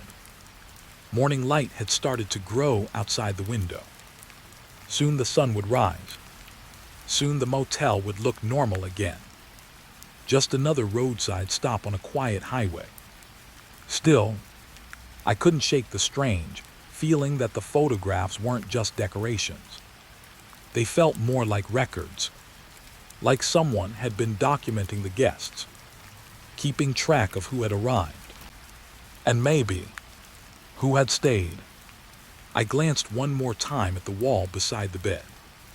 The silence remained, but deep down I felt something else. A quiet awareness, as if someone on the other side of that wall had been listening while I studied those pictures. Listening very carefully, waiting, and somehow, knowing that I had finally noticed. I stayed awake after looking at the photographs. Sleep felt impossible now. The gray light outside the window had started to grow a little brighter, the way early morning light usually does. It spread slowly through the thin curtain, turning the darkness of the room into a soft, dull blue. I kept telling myself the same thing. Morning was coming. Soon the sun would rise, people would wake up, the motel would feel normal again. But something about the light outside seemed strange. It didn't change the way it should have. Usually dawn moves quickly.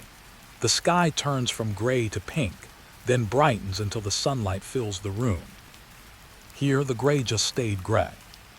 Time passed.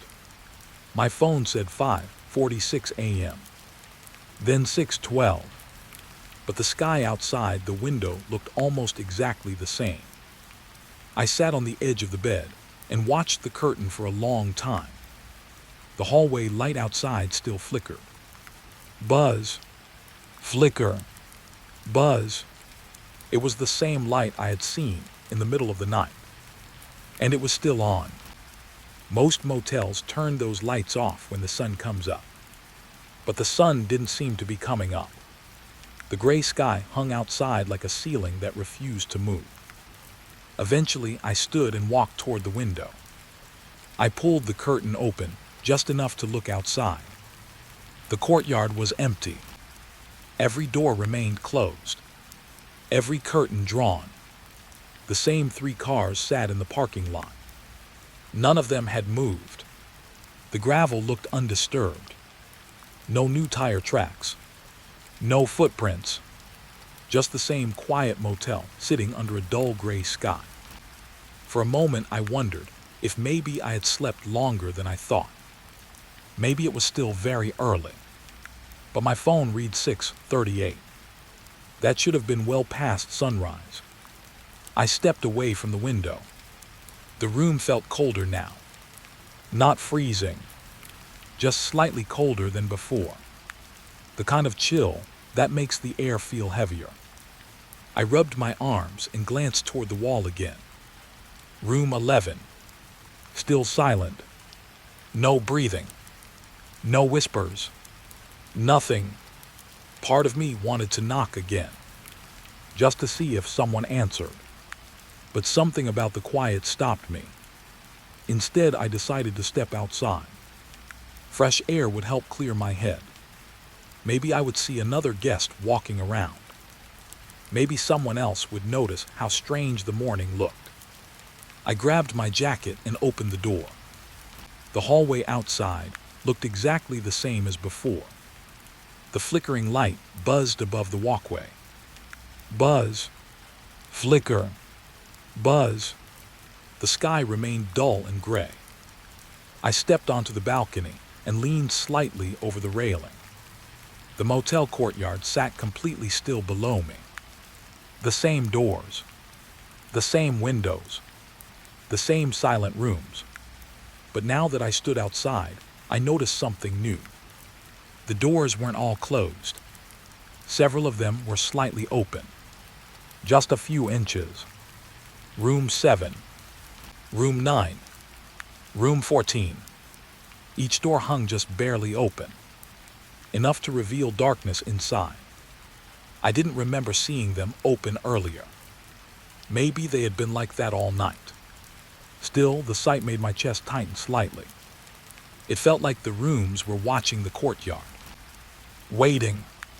I moved slowly along the balcony toward the staircase. The metal railing felt cold under my hand.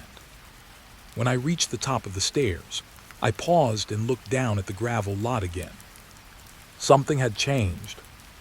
Near the middle of the courtyard, faint marks disturbed the dust on the ground. They looked like footprints. Bare footprints.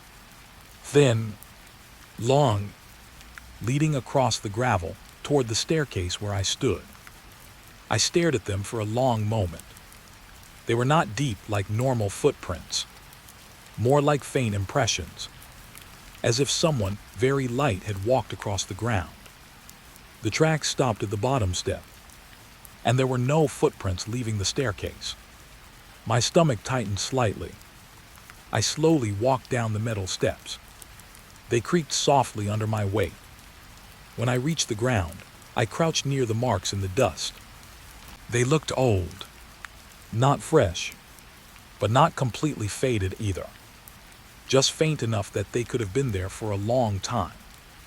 I followed them with my eyes. They led across the courtyard, toward the door of room 11. The room beside mine. The door of room 11 stood slightly open. Just like the others, a narrow line of darkness filled the doorway. I stood there quietly for a moment, listening. The motel remained silent. No voices, no televisions, no movement behind the doors. Only the buzzing light above the balcony. Buzz, flicker, buzz. I took a slow step closer to room 11. The door moved slightly in the still air, just enough to widen the crack. I could see part of the room inside now. A bed, a dresser, the same layout as my room. But the bed looked untouched. The blanket was folded neatly. The pillow sat perfectly in place. No suitcase, no clothes, no signs that anyone had slept there. Yet the footprints led directly to this door, and the whisper I heard in the night had come from this room. I pushed the door open slowly. The hinges creaked softly. Inside, the room smelled different from mine. Colder, staler, like the air had not moved for a long time. The carpet showed no marks, no luggage, no belongings. The room looked as if it had been cleaned and left empty. But something on the wall caught my attention. Above the bed hung another photograph, just like the ones in my room. I stepped closer. This one showed the motel courtyard again. But the people in the picture looked different. They stood in a loose circle near the staircase, looking down at something on the ground. Their faces were tense, concerned, almost frightened. I leaned closer to the glass. The object on the ground was hard to see, just a dark shape in the dust. But around it, faint lines spread across the gravel, marks that looked strangely familiar. The same long, thin impressions I had just seen outside. Footprints, bare footprints, moving across the courtyard, moving between the people, moving toward the staircase, and standing slightly apart from the group. Near the edge of the photograph was the tall shadow again, the same figure from the last picture in my room. Still, watching, its outline blurred into the background, but its presence felt unmistakable. I stepped back slowly. A strange feeling settled into my chest. Not panic, not exactly fear, just a quiet understanding. Something had been moving through this motel for a long time, long before I arrived, moving between the rooms, moving through the courtyard, leaving faint marks in the dust, waiting, listening. The gray light outside the window had not changed at all. Morning still hadn't arrived. The sky remained dull and silent. And somewhere inside the motel, I felt the quiet sense that something was still here, still walking softly through the halls, still waiting for the sun that never seemed to come. I started the hike just before sunrise. The parking lot at the trailhead was empty when I arrived. A thin layer of fog drifted between the tall pine trees, turning the mountain road behind me into a pale gray tunnel. My car was the only one there. I remember checking the time on my phone. 5:41 a.m. The sky above the mountains had begun to lighten, but the sun was still hidden somewhere behind the thick clouds. The air was cold and damp. It carried the quiet smell of wet soil and pine needles. I had planned the hike weeks before. It was supposed to be a peaceful morning trip, a quiet trail, a long walk, and maybe a good view from the ridge once the fog lifted. I liked hiking alone. Most people don't understand that, but there is something calming about being the only person on a trail. The sound of your own footsteps, the slow rhythm of breathing, the quiet movement of the forest around you. That morning, the silence felt deeper than usual. Not uncomfortable, just heavy. The trail began just beyond a wooden sign covered in faded paint. The letters were hard to read, but I could still make out the name of the path. Raven Ridge Trail. A narrow dirt path disappeared into the fog between the trees. I adjusted the straps on my backpack and started walking. The ground was damp from the night air. Fallen leaves stuck softly to my boots as I moved along the trail. Above me, the branches of tall pines swayed slightly in the cold morning breeze. The fog thickened as I climbed. Within 10 minutes, the parking lot had vanished behind me. The trees around the path faded into pale shapes. Even the sky had disappeared. Everything was gray. The forest felt quiet in a strange way. Usually when you hike in the mountains, you hear birds waking up, small animals moving through the brush, wind rustling the branches. But that morning, the forest seemed almost still. My footsteps were the only sound. Crunch, step, crunch, step. I walked for maybe 20 minutes before I saw the other hiker. At first, I thought it was just another shadow in the fog. The trail curved gently around a cluster of rocks, and through the mist, I noticed a figure standing farther ahead. Someone was walking the same path. They were about 30 or 40 yards in front of me. Just a silhouette at first. Tall, wearing a jacket and a backpack, moving slowly up the trail. I remember feeling a small sense of relief when I saw them. Even though I enjoyed hiking alone, it was nice to know someone else was nearby. Still, something about the figure caught my attention. They were walking at a strange pace. Not fast, not slow, just steady, almost mechanical. The distance between us stayed exactly the same no matter how long I walked. I sped up a little. The figure ahead seemed to speed up as well. I slowed down again. So did they. It felt strange, but I told myself it was probably just coincidence. Fog can play tricks with distance. The path continued upward through the trees. The ground grew steeper, and the fog thickened until the forest around me looked like pale shapes floating in the air. The other hiker never turned around. Not once. Most hikers glance back when they hear footsteps behind them. It's almost automatic. But this person just kept moving forward. Step after step. Same steady pace. After another 15 minutes, I began to notice something else. The way they walked. Their posture. The slight swing of their arms. It looked familiar. Very familiar. At first I thought maybe I had seen them earlier at the trailhead. But I knew that couldn't be right. The parking lot had been empty. Still, the feeling stayed with me. The way the person leaned slightly to the left when stepping over rocks. The way their shoulders tilted when climbing the steeper parts of the trail. It felt like I had watched that exact movement before. Like seeing an old memory replay itself in front of me. I tried calling out. Hey. My voice sounded soft in the fog. The hiker ahead didn't react. They kept walking. I tried again, a little louder. Morning. No response. Not even a pause. They just continued moving up the trail. The distance between us remained exactly the same. 30 yards.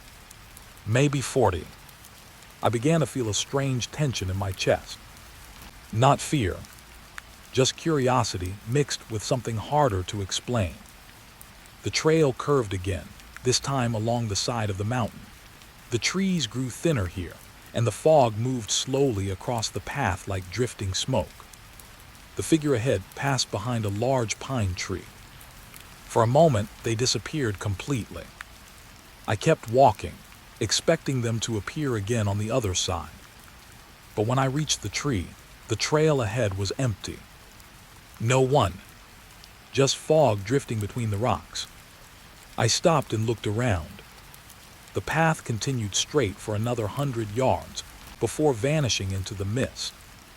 There was nowhere else to go. No side trails. No openings in the trees. The hiker had simply vanished. I stood there quietly, listening. The forest remained silent. No footsteps. No branches snapping. No movement in the fog. For a moment I wondered if I had imagined the whole thing. Maybe the fog had shaped itself into something that only looked like a person. But the memory felt too clear. I had watched someone walking ahead of me for almost half an hour. The trail remained empty. Eventually, I started walking again. The fog pressed closer around me now. The trees looked thinner, almost ghost-like as they faded into the gray. My footsteps sounded louder than before. Crunch, step, crunch, step. After a few minutes, I noticed something on the ground ahead. Footprints. Fresh ones. They appeared clearly in the damp dirt of the trail. The prints matched the boots of the hiker I had been following. They continued straight up the path. I felt a quiet sense of relief when I saw them. At least I hadn't imagined the person. Someone had been here. I followed the footprints as the trail climbed higher along the ridge. But after about 50 yards, the prints stopped. They didn't fade. They didn't turn off the path. They simply ended. One final step pressed into the soft dirt. And then nothing. No next step. No marks leading away. Just the empty trail disappearing into the fog. I stood there staring at the ground for a long time. The silence of the forest felt heavier now. The fog drifted slowly between the trees, brushing past my jacket like cold breath. I told myself the hiker must have stepped onto the rocks beside the trail. But when I looked around, I saw no other footprints. No disturbed leaves. No broken branches. Nothing. Just the quiet mountain path and the single line of prints that had led nowhere. I lifted my head and looked farther up the trail. And that was when I saw the figure again. Standing in the fog. Much closer this time. Maybe 15 yards away. They had stopped walking. They were standing still in the middle of the trail, facing away from me. For a moment, I felt relieved. Finally, I would see who it was. Finally, I could explain the strange footprints and the way they had disappeared earlier. I took a few careful steps forward. The fog shifted gently around the figure. Slowly, very slowly. The hiker began to turn, and as their face came into view through the mist, I felt a strange chill move through my chest. Because the person standing on the trail looked exactly like me. For a few seconds, I forgot how to breathe. The person standing in the fog had my face. Not just a vague resemblance, not someone who looked a little like me. It was my face exactly. Same dark jacket, same backpack straps over the shoulders, same shape of hair pushed slightly to one side. Even the way they stood felt familiar. The fog drifted slowly between us. I blinked hard, thinking my eyes were playing tricks on me. But the figure didn't disappear. They just stood there, watching. The strange part was their expression. It wasn't threatening, it wasn't angry. If anything, they looked tired, almost sad. My first thought was simple. This can't be real. My second thought came right after. Maybe I'm still half asleep. The mountain air was cold, and I had woken up early. Maybe my brain hadn't fully caught up with my body yet. I raised a hand slowly. The figure in the fog didn't move. "Hello," I said quietly. My voice drifted out into the mist and seemed to dissolve before reaching them. The figure tilted its head slightly. The motion was slow and unnatural, like someone trying to copy a gesture they had only seen once before. A tight feeling settled in my chest. "Are you lost?" I asked. The words sounded ridiculous the moment they left my mouth. The figure looked exactly like me. Same clothes, same face, but something about the eyes felt wrong. Not empty, just distant, like someone looking at a memory instead of the present. Then the fog shifted. A slow wind moved through the trees, pulling the mist across the trail like a curtain. For a moment, the figure faded, and when the fog cleared again, they were gone. The trail ahead was empty. No footsteps, no movement, just the quiet mountain path disappearing into gray air. I stood there longer than I should have. My heart had begun beating faster now. I walked forward slowly to the spot where the figure had been standing. The dirt on the trail was still soft from the night's damp air. If someone had stood there, there should have been footprints. But the ground was smooth, untouched, the same as before. I turned in a slow circle, looking through the fog. The forest seemed to be holding its breath.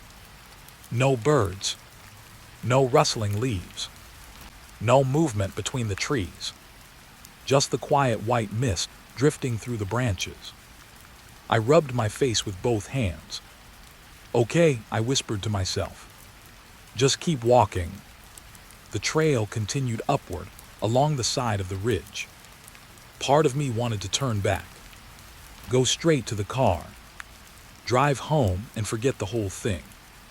But another part of me needed an explanation. Maybe another hiker had played a trick. Maybe the fog had distorted the shape of someone's face. There had to be a simple answer. So I kept moving. The path narrowed as it climbed higher into the mountain. Moss covered the rocks along the edges, and thin roots crossed the trail like dark lines. The fog grew thicker again. Soon I could only see 10 or 15 feet ahead. My footsteps sounded louder now. Crunch, step, crunch, step. After a few minutes, I heard something else. Footsteps. Not mine. Another set. Behind me. I stopped walking. The second pair of footsteps stopped too. The silence returned instantly. I slowly turned around. The trail behind me was empty. Just fog drifting between the trees. I stood still, listening. Nothing. No movement. No sound. My breathing felt loud in the quiet forest. Maybe it had just been an echo. Sound can bounce strangely through fog and trees. That was what I told myself. I turned back toward the trail and started walking again.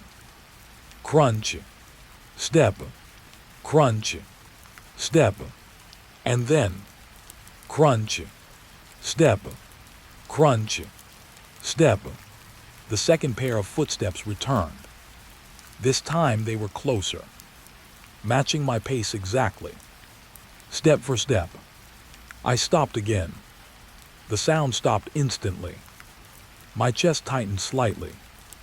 "Hello," I called into the fog behind me. My voice drifted through the trees.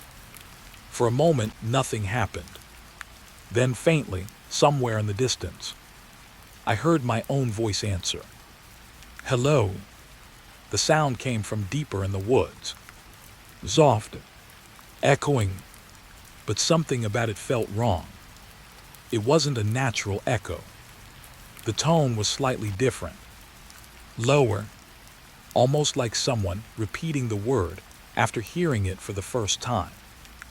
I stood frozen on the trail. The fog pressed close around me.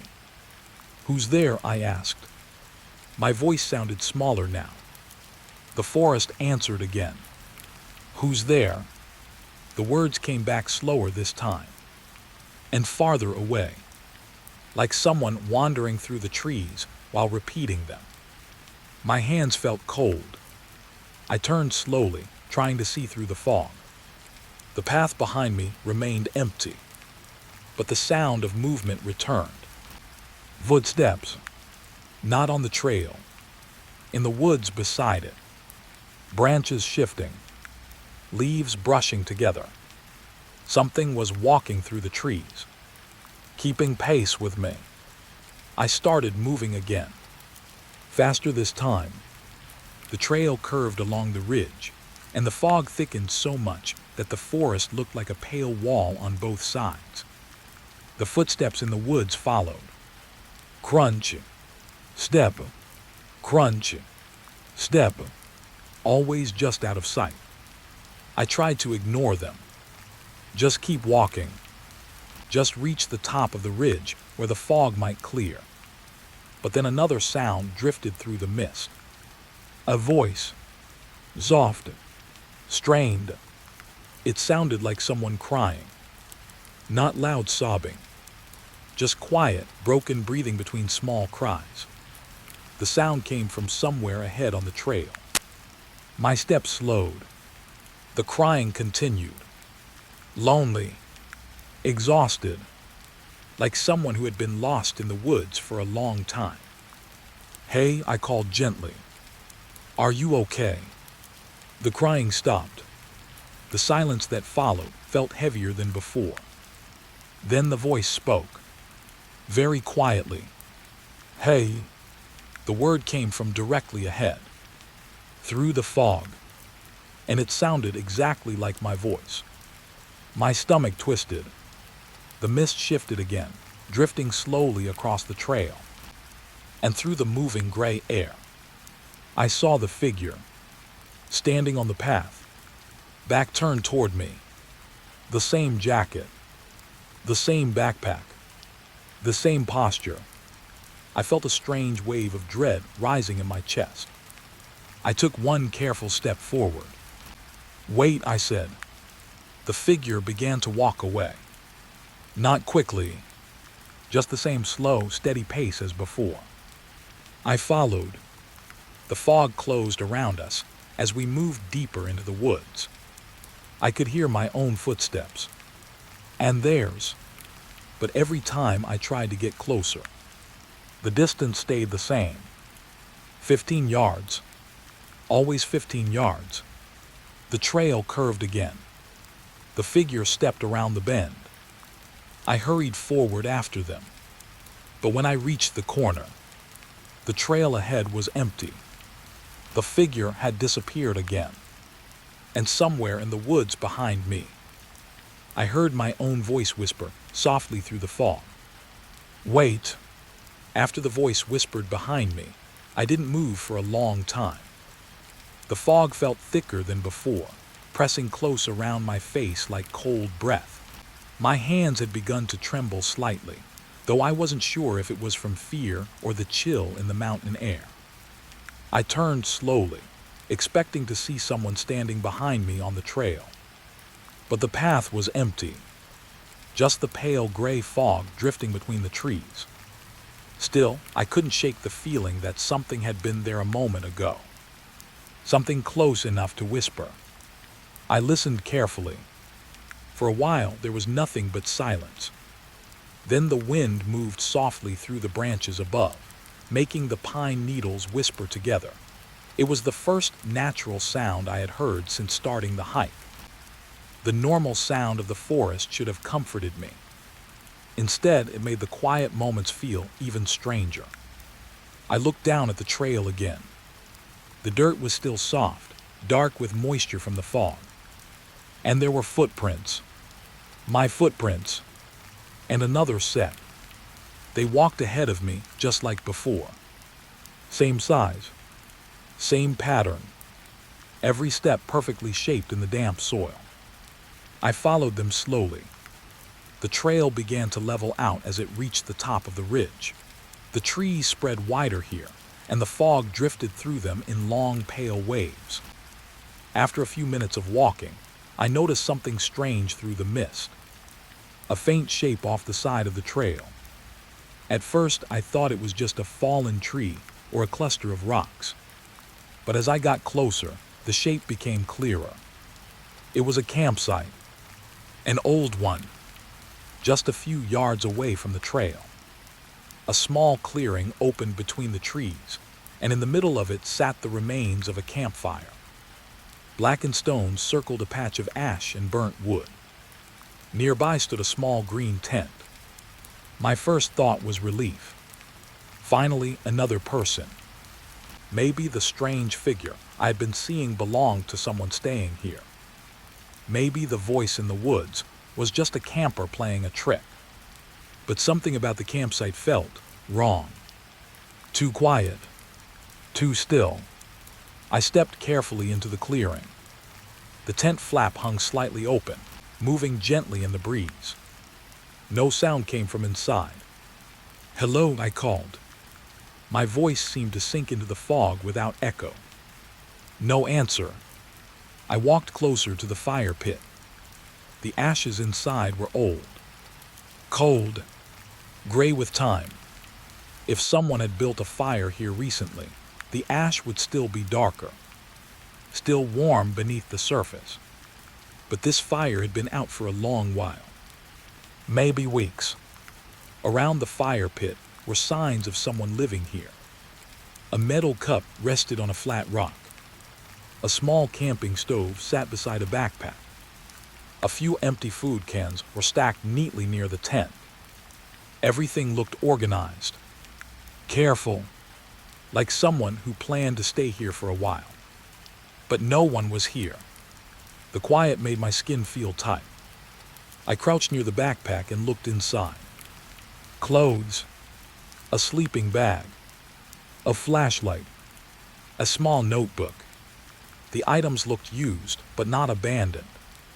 They were placed too neatly, as if the person had just stepped away for a short walk. The tent flap moved again.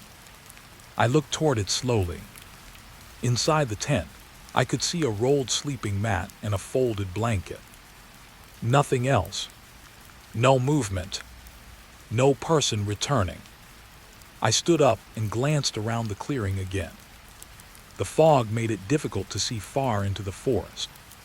The trees faded into pale shadows only a few yards away. Yet something about the campsite made me feel watched. Not by someone standing nearby, but by something that had once been here. Something that had left, but never really gone. My eyes drifted back to the notebook inside the backpack. I picked it up slowly. The cover was worn and slightly damp from the mountain air. When I opened it, I saw pages filled with handwriting. The writing was careful but uneven, like someone who had been very tired while writing. The first few pages were simple notes. Dates, weather observations, short thoughts about the trail. The writer mentioned arriving at the campsite almost 3 weeks earlier. They had planned to stay only one night, but something about the mountain had kept them there. The entries grew stranger after that. One page read, "I keep seeing someone walking on the trail." Another entry, written 2 days later, said, "They look familiar, like someone I've known for years." My chest felt tight as I turned the page. They walk ahead of me but never let me get closer. The handwriting on the next page was shakier. "I think they're trying to lead me somewhere." I felt a cold wave move through my arms. The next page had only one short sentence. "They look exactly like me." The notebook slipped slightly in my hands. The forest around the campsite felt suddenly heavier. I read the next page. I followed them deeper into the fog today, but every time I get close, they disappear. The entry below it was shorter. "I hear my voice in the woods now."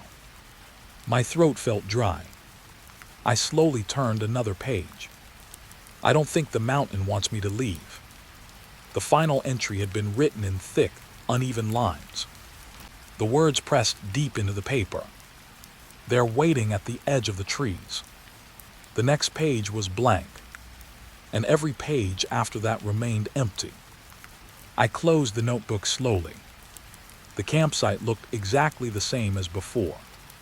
Quiet, still, abandoned. But now it felt different. The story in the notebook had ended here, 3 weeks ago.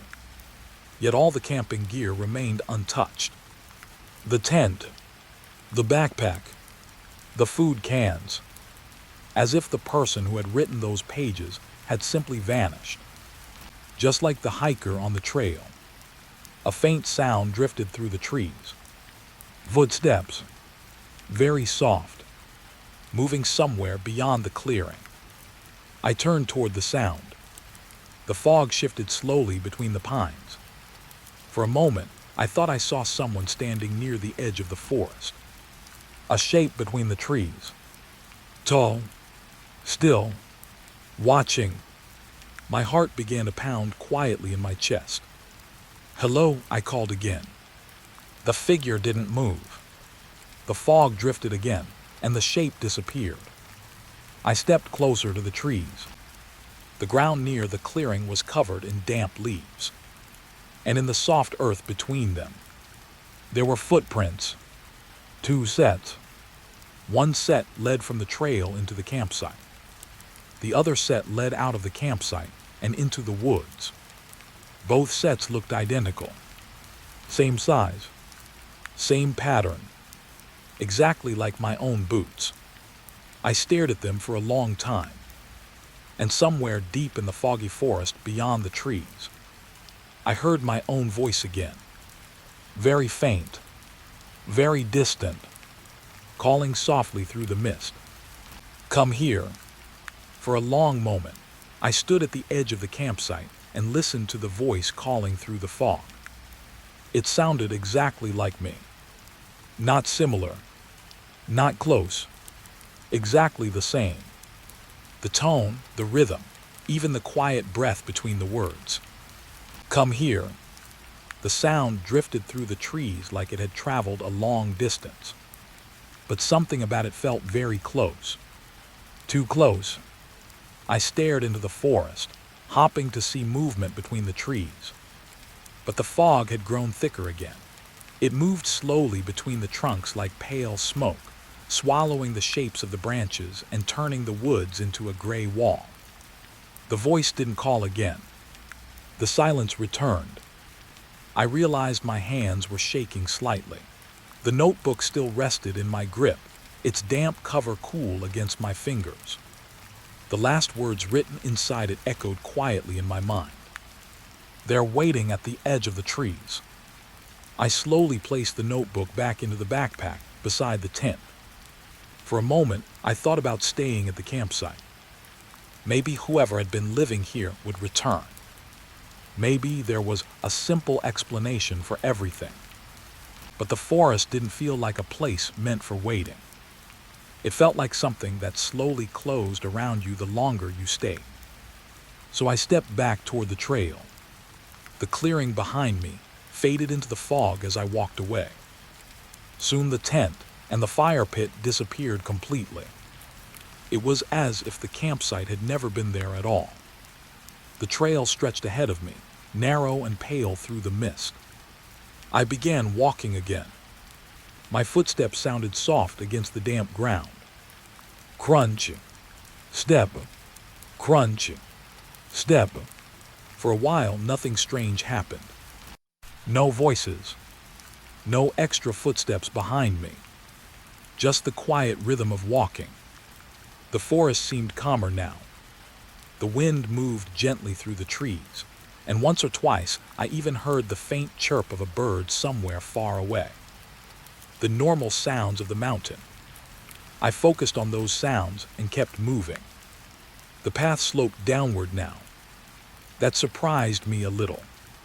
I had been climbing earlier, but trails often twist around mountains in strange ways, so I didn't think too much about it. The fog shifted slowly around the trees as I walked. Sometimes it thinned enough for me to see farther down the trail. Sometimes it thickened until the path ahead vanished completely. After about 20 minutes, I noticed something familiar. A large stone beside the trail, flat on one side, covered in dark green moss. I slowed slightly. I had seen that rock before. I was almost certain of it. Maybe it was just another rock that looked similar. Mountains have plenty of those. Still, the feeling stayed with me. I kept walking.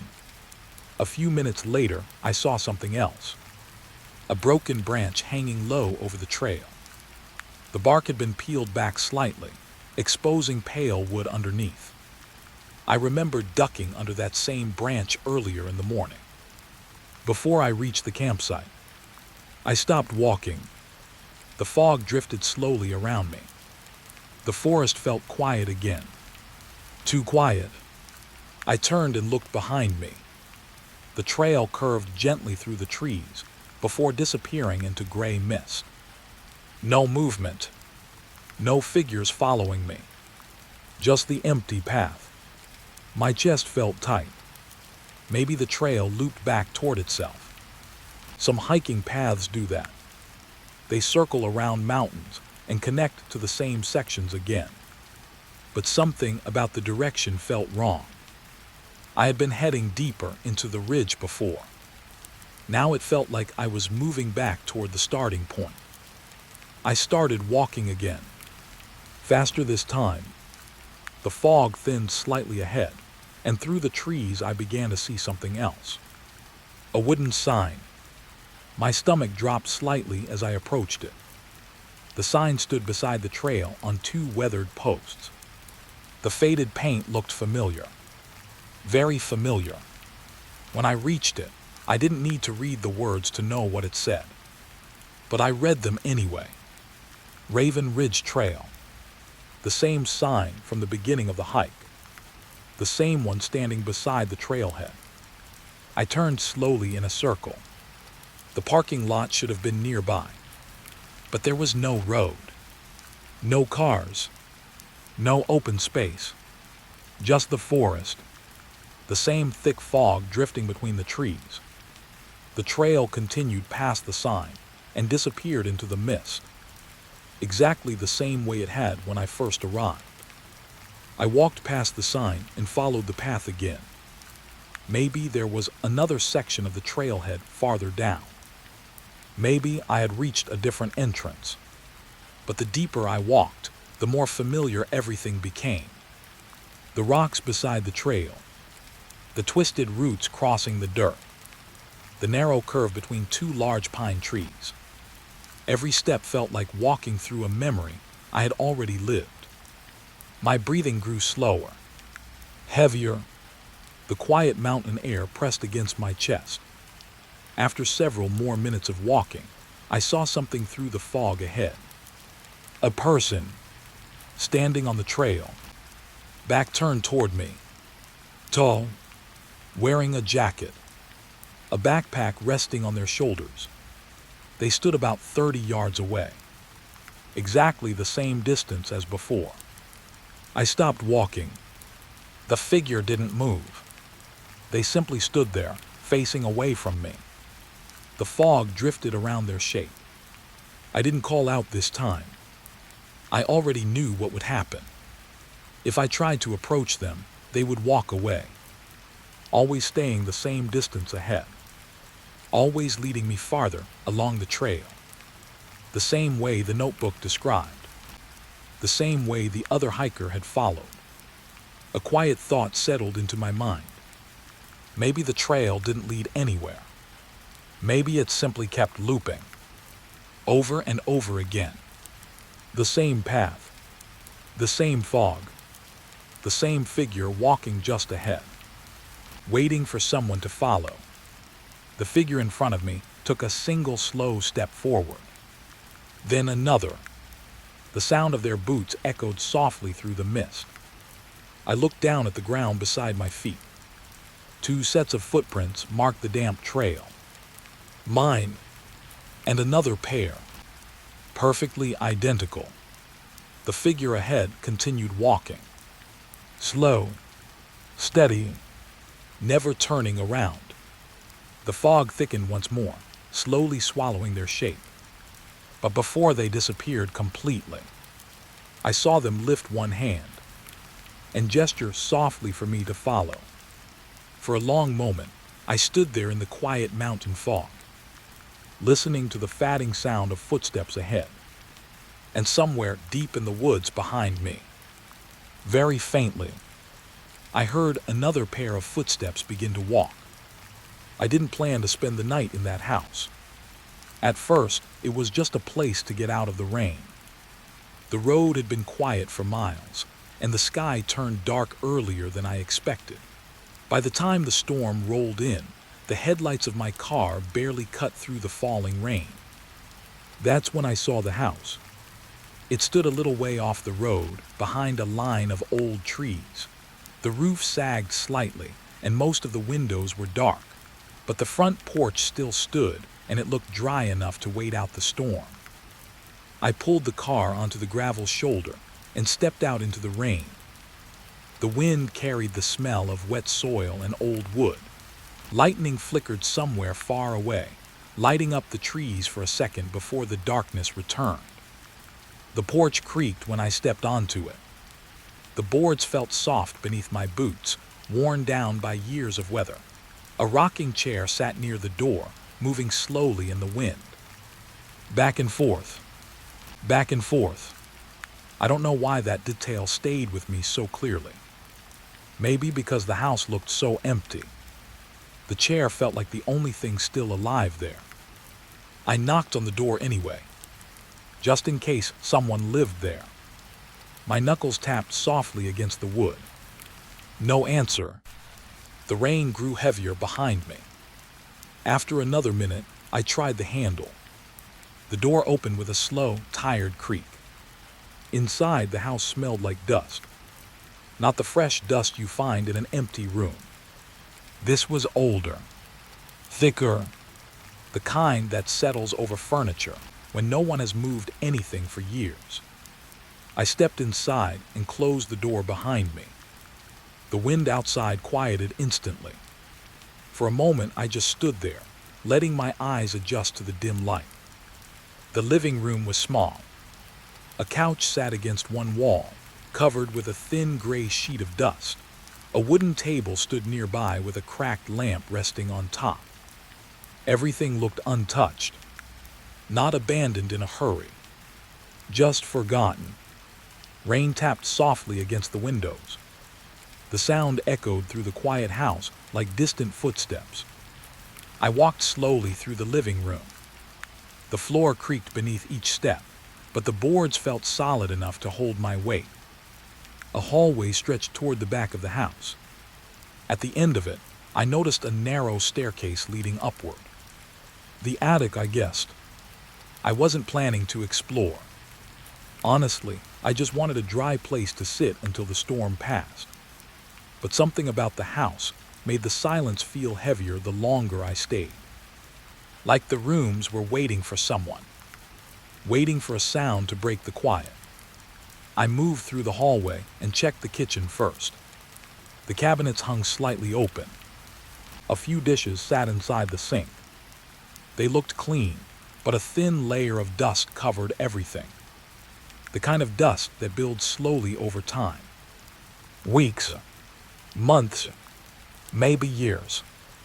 I returned to the hallway and looked up the staircase again. The attic door at the top stood half open. Darkness waited behind it. I told myself there was no reason to go up there. Still, my feet moved toward the stairs anyway. Each step creaked softly as I climbed. The air grew cooler the higher I went, and the smell of dust became stronger. By the time I reached the top, the attic doorway had come fully into view. The door hung crooked on its hinges. Inside, I could see shapes under the slanted roof. Boxes, old furniture, a trunk pushed against the far wall. The small window at the end of the attic let in just enough gray light to see. I stepped inside. Dust floated through the air like tiny snowflakes. The floorboards felt older here, more fragile. I moved slowly, careful not to step too hard. Most of the attic was filled with things people forget when they leave a place behind. Broken chairs, stacks of newspapers, a few picture frames with faded photographs inside. The trunk near the wall caught my attention. It was wooden, with a metal latch on the front. The lid stood slightly open. I walked over and lifted it carefully. Inside were papers, dozens of them. Some folded, some tied together with thin pieces of string. Letters, old ones. The paper had turned yellow with age, and the ink looked slightly faded. I picked one up and unfolded it. The handwriting was neat but uneven, like someone trying very hard to write clearly. The letter began simply, "Dear Thomas." I read the first few lines slowly. The writer spoke about the house, about how quiet it had become. They mentioned waiting for someone to return, waiting every evening near the window. The tone of the letter felt lonely, sad, but not desperate. Not yet. I picked up another letter from the stack. This one looked newer. The handwriting was the same, but the words felt different. "I thought I heard you in the hallway tonight." I paused for a moment. The rain tapped softly on the roof above me. The letter continued. "I know you said you wouldn't come back, but sometimes I still hear footsteps at night." A faint chill moved across my arms. I folded the letter and reached for another. The paper crackled softly in my hands. This one was shorter. "I went to the attic again today. I keep thinking I see someone standing near the window." The wind outside pressed softly against the walls of the house. For a moment, the whole attic seemed to breathe. I looked toward the small window at the end of the room. The glass was fogged slightly from the damp air. Beyond it, the storm moved slowly across the dark trees. I turned back to the letters. There were dozens more, stacked carefully in the trunk, each one written in the same careful handwriting, each one addressed to the same name, Thomas. But something about the letters felt strange. None of them looked like they had ever been sent. No envelopes, no stamps, just page after page of words written to someone who never answered. I picked up another letter from the bottom of the stack. The paper felt thinner than the others, more fragile. The writing on this one looked rushed. The lines were darker, pressed harder into the page. "I saw you again tonight." My eyes moved slowly across the words. "You were standing at the bottom of the stairs." The attic felt colder now. The quiet seemed deeper. The letter continued. "I called your name, but you didn't answer. You just stood there in the dark." The last line had been written more slowly than the rest, almost carefully. But when I went downstairs, the door was still locked. I lowered the paper slowly. The house around me remained completely silent. But for the first time since entering the attic, I thought I heard something below. A quiet sound, soft, almost like someone walking slowly across the floor. I stayed in the attic for longer than I realized. The rain outside had slowed to a soft drizzle, but the house didn't feel safer. The letters in the trunk weighed heavily in my hands, like they carried the breath of everyone who had written them, and maybe even those who never returned. I sorted through the stack more carefully this time, letting each letter rest in my lap before opening the next. Some were older than others. The paper varied from brittle and yellow to a pale cream, still slightly pliable. The writing shifted too, sometimes neat, sometimes jagged, almost frantic, as if the writer had been fighting to contain something inside. Many of the letters mentioned names I didn't recognize. Names of friends, distant relatives, and people who had stayed in the house at one time. But every so often, a name would appear and vanish within the lines, as though the writer had scratched it out, or perhaps feared to speak it aloud. One letter, folded several times, began with a careful, almost hesitant tone. "I don't know if anyone will ever read this. If you are reading it, you must know, names do not last here. They fade as quickly as the lights at dusk. I have seen them vanish before my eyes, though the people remain. You cannot call them by their given names anymore. You will forget, and soon so will I." I shivered. I could feel the damp air pressing against my neck, and the quiet of the attic felt suddenly more profound. There was a strange rhythm in the silence, almost like the house had its own pulse. Another letter, shorter, said, "They were here last night. They came through the hall, passing the kitchen and the stairs, but when I went to look, they were nowhere. And yet, I still know them by their faces, though their names escape me now." I paused and set the letter down. Faces without names. That thought lingered in my mind longer than I expected. I thought of the strange, empty porch I had crossed when I first entered the house. The rocking chair, still moving slightly, almost as if it remembered someone else. The letters became darker as I continued. A recurring theme emerged: disappearances. Not sudden, not dramatic, but gradual. People who arrived and stayed in the house, writing letters in secret and slowly being erased from memory until no one spoke their names, and even their voices seemed to fade into the walls. One letter, written in a spidery hand, chilled me. I have been counting the weeks since Alina left. Every day I write her name on paper just to remember it, but the house will not let me. Each time I call her name, it slips from my lips, sounds strange, unfamiliar. And when I turn, she is gone, though I saw her only moments before. I fear that soon, the letters will forget her too. Alina. I wrote the name in the dust on the floor with my finger. The act felt strange, almost forbidden. But the more I traced it, the more I felt the room press around me. Shadows stretched along the slanted roof, leaning closer as though listening. Some letters described rituals I didn't quite understand.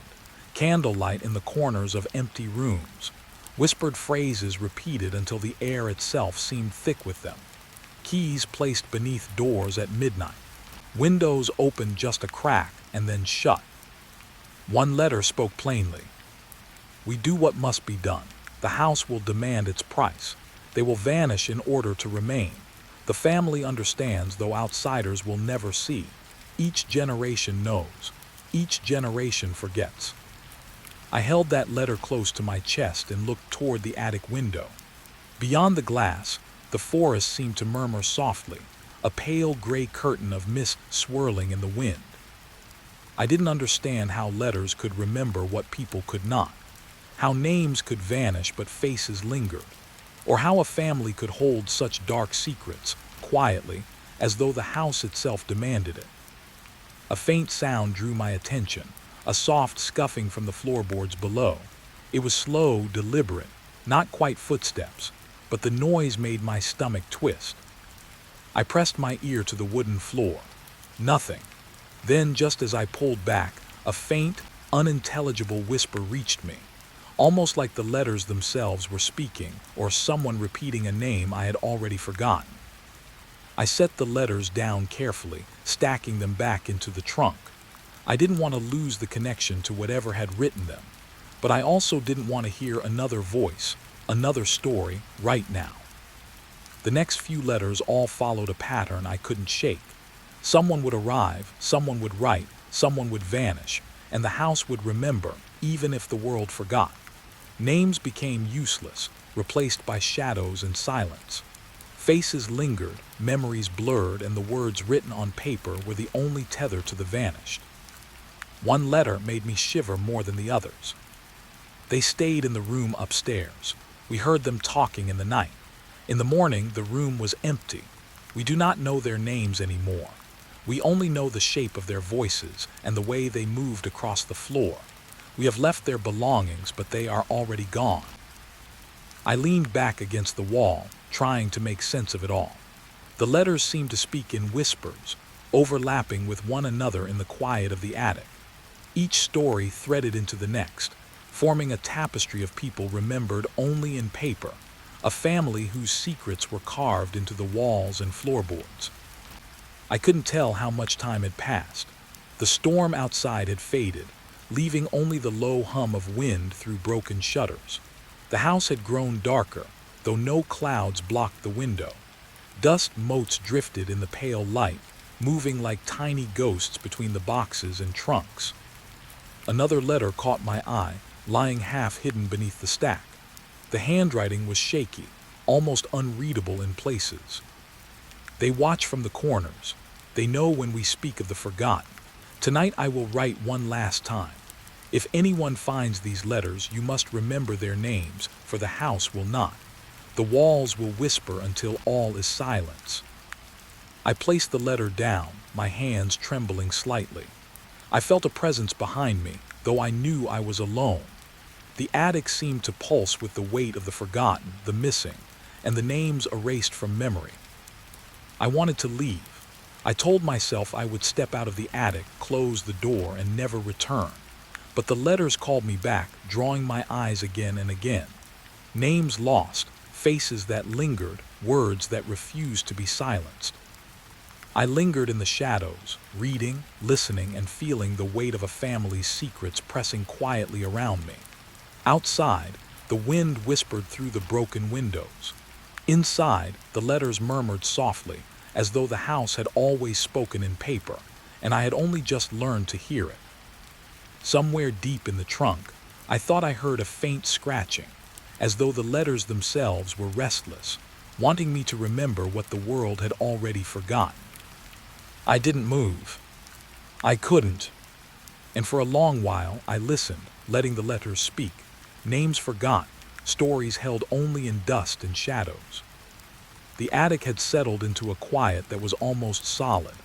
Every creak of the floorboards beneath my feet, every faint scuff of dust shifting in the corners, seemed amplified in the stillness. I thought I could hear my own heartbeat echoing softly through the beams. I had been sitting among the letters for what felt like hours, letting the words wash over me. Names I could barely recall, stories of arrivals and disappearances, of families who had lived here and vanished quietly over decades. The letters were heavy with memory, as if the house had folded them into its walls, whispering them only to those who would listen long enough. I rose slowly, brushing the dust from my sleeves, and turned toward the narrow attic doorway. The landing below was empty, silent, and still. Yet, as I took a step forward, I heard it. A soft thump, then another. Footsteps. Above me. I froze, my pulse rising. The attic was the top of the house. Nothing should be above me. The roof slanted tight against the walls. There was no second floor, no hidden loft, nothing but the small window at the far end that barely let in a pale streak of light. And yet the steps continued, slow, measured, circling. I swallowed hard and pressed myself against the trunk, trying to convince myself it was just the old house settling. But the rhythm of the steps didn't match the house. Not the boards, not the beams. They were deliberate, almost patient, waiting for me to notice. I thought about the letters again, the ones about faces without names, the ones describing people vanishing quietly. Could it be them? Or was my mind finally bending under the weight of the stories I had been reading? Another step, then a pause. I held my breath. The air felt colder. Dust motes swirled more actively in the pale light. The shadows in the corners deepened, stretching as if something unseen was moving along the beams. I told myself to move, to leave the attic and forget the house entirely. But my feet felt rooted to the floor. Something in me wanted to understand, to see who or what was moving above. I edged toward the window, careful not to make a sound. My eyes scanned the slanted ceiling, the rafters, every dark corner. Nothing moved. Nothing appeared, and yet the steps continued, soft thumps echoing somewhere above me. I leaned close to the window, peering out at the gray world beyond. The storm had passed entirely, leaving a still mist in the trees and a quiet so thick it seemed unnatural. The house below me, the floorboards beneath my hands, the letters scattered at my feet, all of it pressed into my memory like a warning. The footsteps stopped. For a long moment, there was only silence. Then I heard something else, a whisper, faint, indecipherable, coming from somewhere near the rafters. I stepped back, heart thundering. The attic seemed smaller suddenly, its shadows closer. The trunk of letters loomed large, the boxes in the corners leaning as though watching. The air was heavy, thick with dust and something older, older than the letters, older than the house itself. I tried to speak, to call out, but my voice was swallowed instantly by the quiet. It was as if the house did not allow sound, did not allow intrusion. Only observation, only attention. The footsteps began again, slower this time. A single step, a pause, another. I crept toward the attic door, hand on the doorknob, ready to descend the stairs. But then the steps changed. They came from a place that made no sense, behind me. I spun around, nothing. Only the small window and the shadows stretching toward me. My breath caught in my throat. I was alone, surely. The letters in the trunk rustled. I hadn't touched them, not yet. A single sheet floated upward as if caught by a breeze, then settled slowly back into the stack. My hands trembled. I forced myself to calm down. Maybe the roof had shifted. Maybe the old house was settling after all. But deep down, I knew it wasn't just settling. The rhythm of those steps, too deliberate, too patient, belonged to something aware, something present. I edged toward the corner of the attic, eyes scanning every beam and shadow. The steps had stopped again. A silence fell, so complete it was almost crushing. And then, just as I was about to reach for the letters, a sound made my blood run cold. A soft scrape, not on the floor, but above my head, on the ceiling. I froze, ears straining. Another scrape. The attic had no ceiling above it, only the slanted roof, the beams, and the small window. And yet the sound was real, undeniably real, moving with intention. It circled the attic slowly, testing, waiting. I backed against the wall, heart hammering, feeling the space close around me. I wanted to leave. I wanted to run. But my hands, drawn again to the letters, seemed unable to move away. I felt like the house had entwined me in its memory, in its stories, in its silence. Another step, pause, a whisper so soft I thought I imagined it, but it was there. A single word, almost inaudible. Here. I froze.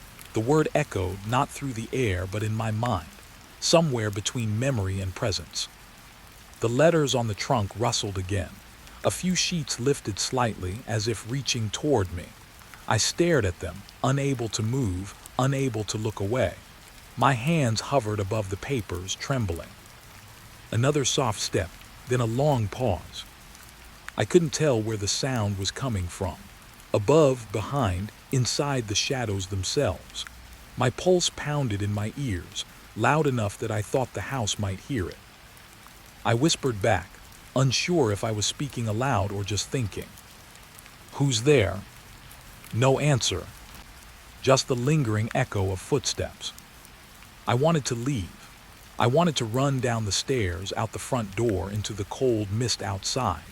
But something held me, something in the air, something that tied me to the letters, to the stories of forgotten names, to the people who had vanished quietly in this house long ago. I sank to the floor, pressing my back against the wall, eyes fixed on the center of the attic, waiting. The footsteps started once more, faint, soft, deliberate, circling the space, never approaching, never retreating entirely. And then, for a brief moment, a face appeared in the shadows.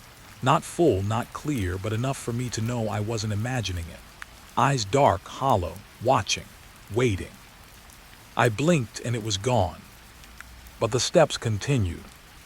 And I realized then that I might never leave this attic alone. The letters whispered softly at my side, rustling as if in agreement. Names forgotten, faces lingering, shadows that never left. And the footsteps above carried on. I hesitated before opening the last letter. It had been tucked away beneath the others, almost hidden, as though someone, or something, had wanted to keep it from me until the very end. My hands shook slightly as I unfolded the fragile paper. The edges were frayed, the ink faded to a dull brown, but the words were still legible. The attic felt heavier somehow, the air thick with the scent of old paper and dust. I had spent hours reading the letters before this one. Letters full of lost names, vanished people, and shadows that lingered long after those who created them were gone. And now, holding the final message in my hands, I felt a new weight pressing down on me, an awareness that the story wasn't finished. Not yet. The letter began simply, almost innocuously, with a date and a name I didn't recognize. But as I read further, the tone shifted. It grew intimate, as if the writer were speaking directly to me, though that should have been impossible. "If you have found this," the letter began, "then you are already too far inside. You are reading what should have remained unread. And yet, perhaps it is your fate, or perhaps it is mine to warn you, though that may change nothing. They are patient, and the house is patient, and the letters remember long after names are gone." I paused, the paper trembling in my hands. My mind tried to rationalize it, some clever hoax, some forgotten diary meant to entertain or frighten. But deep down, I knew that rationality was fragile here. The house itself had felt alive since the moment I crossed its threshold. The attic, the dust, the whispering letters, they all pulsed with something older, something aware. The letter continued. "Do not expect help. There is no one who will answer your call. The walls have ears and the floorboards have eyes. You are being watched always. They do not wish to harm you in the way you might imagine. They wish only to remember. And if they cannot remember, if no one can recall your name or your face, then they will ensure that the paper does. That is why you have been brought here." A cold chill ran down my spine. The attic seemed to lean closer, as if listening. I could feel the dust settle around me, almost forming shapes at the edges of my vision. Shapes that weren't quite solid, not quite shadows, yet undeniably there. "They know you are here," the letter went on, "and they are patient. You will find signs if you pay attention, signs that others have come before you and never left. They are all around you. In the letters, in the attic, in the corners of the room where light never reaches, and now perhaps in you as well." I swallowed hard. My fingers clutched the letter tighter, crumpling the edges. I could feel the attic floor beneath me, sturdy yet oddly unsteady, as if it were breathing. My breath came faster, shallow, and I had to remind myself to slow it, to think clearly, to not let panic take over. A soft sound reached my ears, a faint scuffing from somewhere below, far down the stairs, though the house had been silent for hours. I told myself it was nothing, an old floorboard settling, or perhaps the wind brushing against the shutters. But my mind refused the comfort. It whispered a darker possibility, that someone or something was moving, aware of my presence, following my reading, waiting. The letter's tone grew more insistent, more urgent.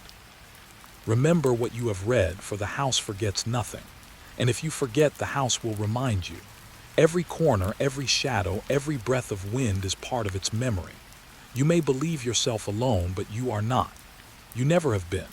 And soon, perhaps, you will understand why they have left these letters behind, for you, for now, to guide you to what cannot be undone." I looked around the attic, and the shadows seemed to shift. The light from the small window wavered, as if the house itself were breathing with me, waiting for my next move. My heart raced.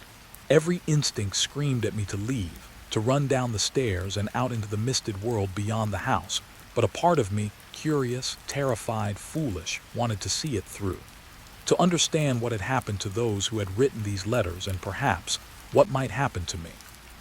The final paragraph struck me most of all.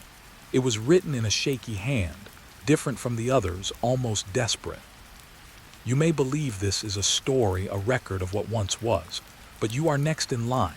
The house does not take in strangers lightly. It watches, it waits, and it marks. If you have come here alone, if you have dared to open the letters, then you are part of the memory now. Leave if you can. Leave and carry the knowledge with you. But know this, names may vanish, faces may blur, but the house remembers, and it will come for you if it must." I folded the letter slowly, feeling the weight of its words settle into my chest like a stone. The attic seemed impossibly still now, yet the silence was dense, thick, almost tangible. My ears strained, waiting for the sound of steps, a whisper, a shift in the air. I imagined shadows moving along the beams, hovering just out of sight. A sudden scrape, soft and deliberate, echoed above me. My blood ran cold. I knew it was not the house settling this time.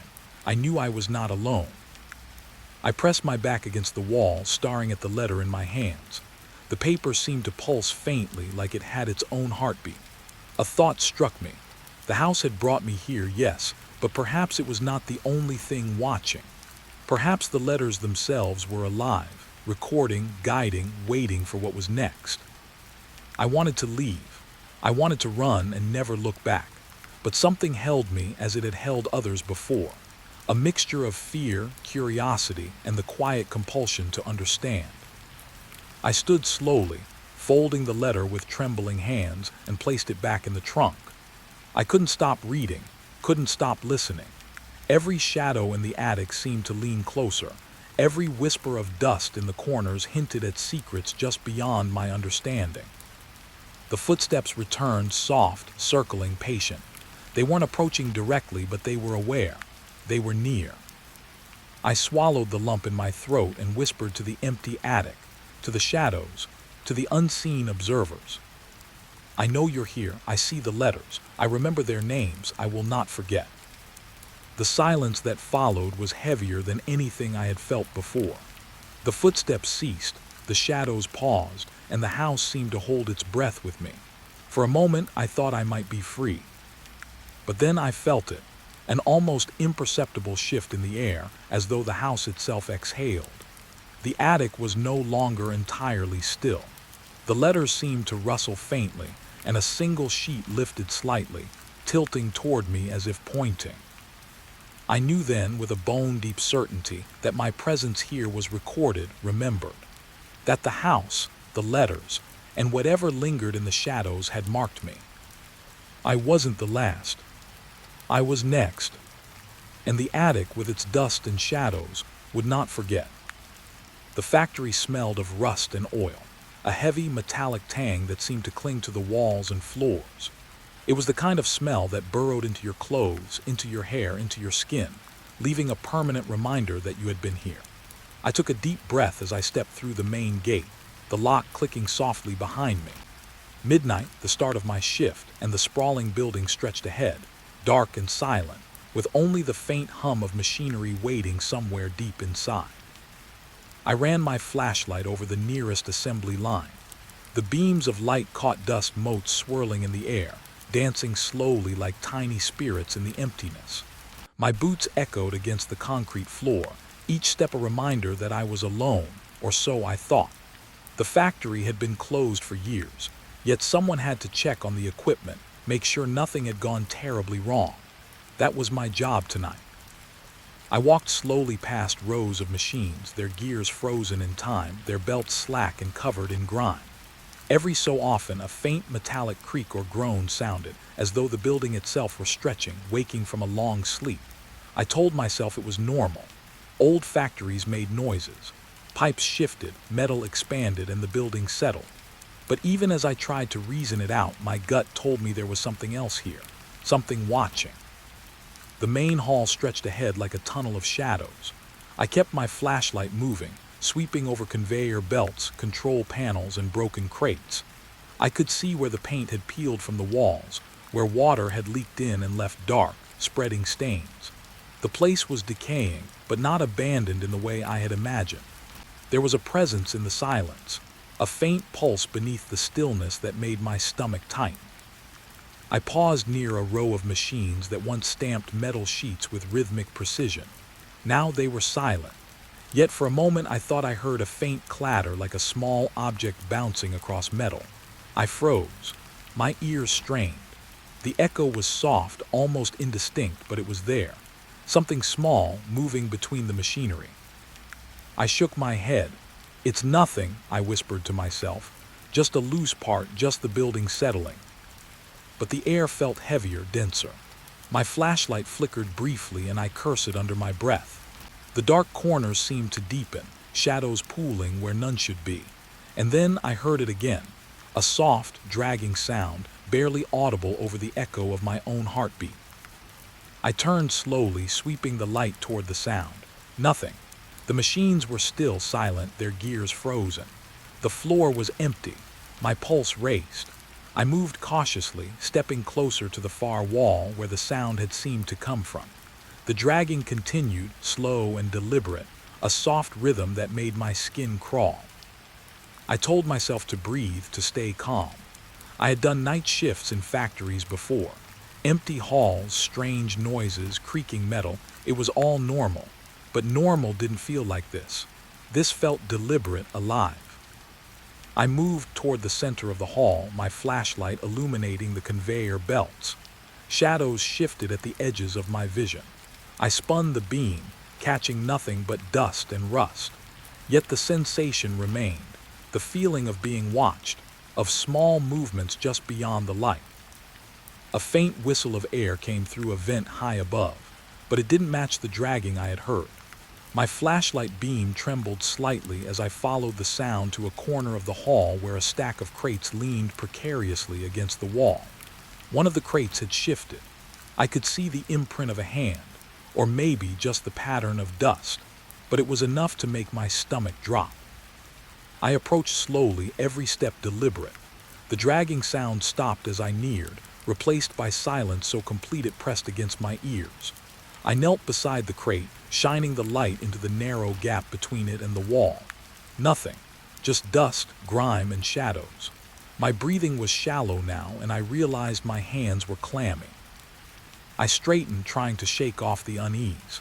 "Old building," I muttered. "Old building making old noises." But even as I spoke, the factory seemed to shift around me.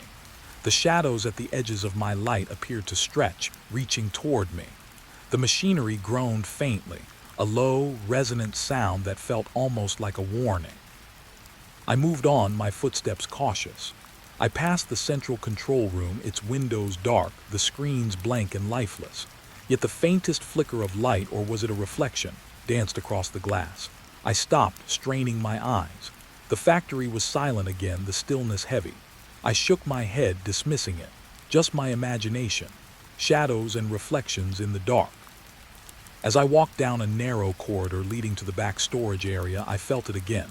That subtle pulse of awareness, a presence that was not mine. I turned quickly, flashlight sweeping the walls. Nothing. But the sensation didn't leave. My skin prickled, the hair at the back of my neck standing on end. Something had passed behind me, I was certain, moving too fast to catch, leaving only the faintest whisper of air in its wake. I forced myself to keep moving, flashlight steady, though my hands shook slightly. The storage area was filled with racks of forgotten equipment, boxes stacked haphazardly, and tools left rusting where they had been abandoned. I ran the light over each corner, expecting to see a shadow linger, a shape frozen in the gloom. Nothing. But the feeling remained, like the building itself was alive, aware of my presence, listening to my every step. I approached a large machine at the far end of the room, one that had once crunched metal with a harsh, mechanical roar. Now it was silent, yet I felt the pulse of memory around it, a residue of its past work that seemed to vibrate faintly under my feet. And then I heard it again, the dragging sound, soft but insistent, coming from somewhere to my left, behind a row of shelves. I froze, every instinct screaming at me to leave, but curiosity held me. Slowly, I edged toward the sound, flashlight beam sweeping across crates and racks. The dragging continued, pausing at intervals, a deliberate, measured rhythm that made my heart pound. I leaned around a shelf, empty, nothing moved, yet the air felt heavier, closer. The dragging had stopped. The silence pressed against my eardrums, and then from somewhere deep in the machinery, a faint whisper, indistinct, almost lost in the echoes of the hall, but unmistakably there. I held my breath, straining to hear. My pulse thundered in my ears. The whispering grew slightly, a susurration of words I could not understand, as though the factory itself were trying to speak. I stepped back, suddenly aware of how alone I truly was. The thought hit me then. I was not the first to walk these halls alone at night. Perhaps I would not be the last. The factory had a memory, and it remembered more than the machines. It remembered presence, movement, the living shadows that passed through its halls. I forced myself to keep moving, toward the exit at the far end of the storage area. The hallways twisted oddly, familiar yet unfamiliar, as if the factory had shifted slightly while I wasn't looking. My flashlight caught glimpses of shadows moving at the edges, vanishing when I turned fully toward them. Every step forward was measured, careful, deliberate. The dragging sound seemed to follow at intervals, never close enough to see, never far enough to feel safe. I told myself it was the wind or loose debris or my mind playing tricks in the dark, but deep down I knew it was something else, something patient, watching, waiting. By the time I reached the exit, the first signs of dawn were brushing the windows with pale gray light. The dragging had ceased. The whispers were gone, and yet the factory felt alive in a way I could not explain, aware of me, remembering me. I stepped outside, the cold air hitting my face like a shock. Behind me, the building loomed, silent once more, but I knew it had not forgotten. It would wait for the next shift, the next patrol, the next curious soul willing to walk its darkened halls. And somewhere deep within, I felt the faintest pulse of acknowledgement, a memory of presence, a whisper that followed me even as I walked away. The moment I stepped back into the factory after a short break, I could feel a shift in the air. The early morning light barely touched the corners of the vast space, leaving long, stretching shadows that crept along the walls and floor. The smell of oil and rust was stronger now, heavier somehow, as if the building had been holding its breath while I was outside. My flashlight beam danced across the machinery, reflecting faint glimmers off worn metal, and for a moment I thought I saw something move, a flicker at the edge of my vision. I paused, holding my breath, telling myself it was just the light, a trick caused by dust or the angle of the sun creeping through a cracked window. But then I saw it again, a figure, or perhaps just the suggestion of one, disappearing behind the conveyor belt. I swung the flashlight quickly, but nothing remained. The shadows seemed to pulse, stretching and contracting like slow, deliberate breathing. I moved forward cautiously, every step measured, my boots making soft taps against the concrete floor. The machinery that had been silent the night before now seemed almost aware of me. Belts shifted slightly, levers groaned with faint resistance, and the faintest vibrations ran through the floor, though no machine was actually running. My pulse quickened. I reminded myself to breathe. "Old building," I whispered. "Old building making old noises." I tried to steady my shaking hands, but the beam of my flashlight wavered slightly as I swept it across the vast expanse of steel and shadows. The factory felt alive in a way I could not explain.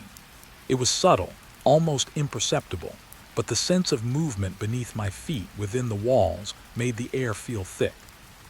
As I walked past a row of press machines, I saw it again, a shadow, distinct this time, flicking across the space between two massive gears. I stopped dead, my eyes strained to focus. The shape was humanoid but blurred at the edges like smoke or mist taking a form. I blinked and it vanished, leaving only the cold gleam of steel and the scent of grease in its wake. I swallowed hard, forcing myself to keep moving. I told myself it had to be a trick of the light, my mind filling in gaps in the shadows. Yet the sense of being watched was growing, creeping along my spine and settling in the pit of my stomach. Every corner seemed to hide something. Every dark space held the potential for another fleeting figure. The dragging sound I had heard last night returned, softer this time, almost hesitant, echoing through the factory's halls. I froze. My flashlight beam darted from one machine to the next, catching nothing but metal, dust, and silence. Yet the air felt charged, alive with expectation. I could almost feel the pulse of the factory beneath the concrete, a subtle vibration that suggested something, or someone, was moving just out of reach. I approached a cluster of old storage racks, the beam of my light cutting through the gloom. There between stacks of rusted crates I glimpsed it again. A figure, taller this time, standing perfectly still. I couldn't see a face, just the outline of a body, shadowy and silent. I blinked and it was gone. A sudden chill ran down my spine and I realized my breath was visible in the cold, stagnant air, rising in slow clouds that dissipated into the darkness. The machinery groaned faintly as I moved past, and for a moment I thought I heard whispers, barely audible, like voices speaking in a language I couldn't understand. I stopped, straining my ears. The factory seemed to hold its breath with me. Then the whispering stopped, leaving only the low hum of anticipation. I told myself to focus. I had to check the rear assembly area, make sure nothing had shifted overnight, nothing had broken down. The idea of machinery moving on its own, of shadows flitting just out of reach, should have been impossible. Yet I could feel it, the sense that the factory had a memory, that it remembered the people who had walked these halls before me, and it was showing me glimpses of them.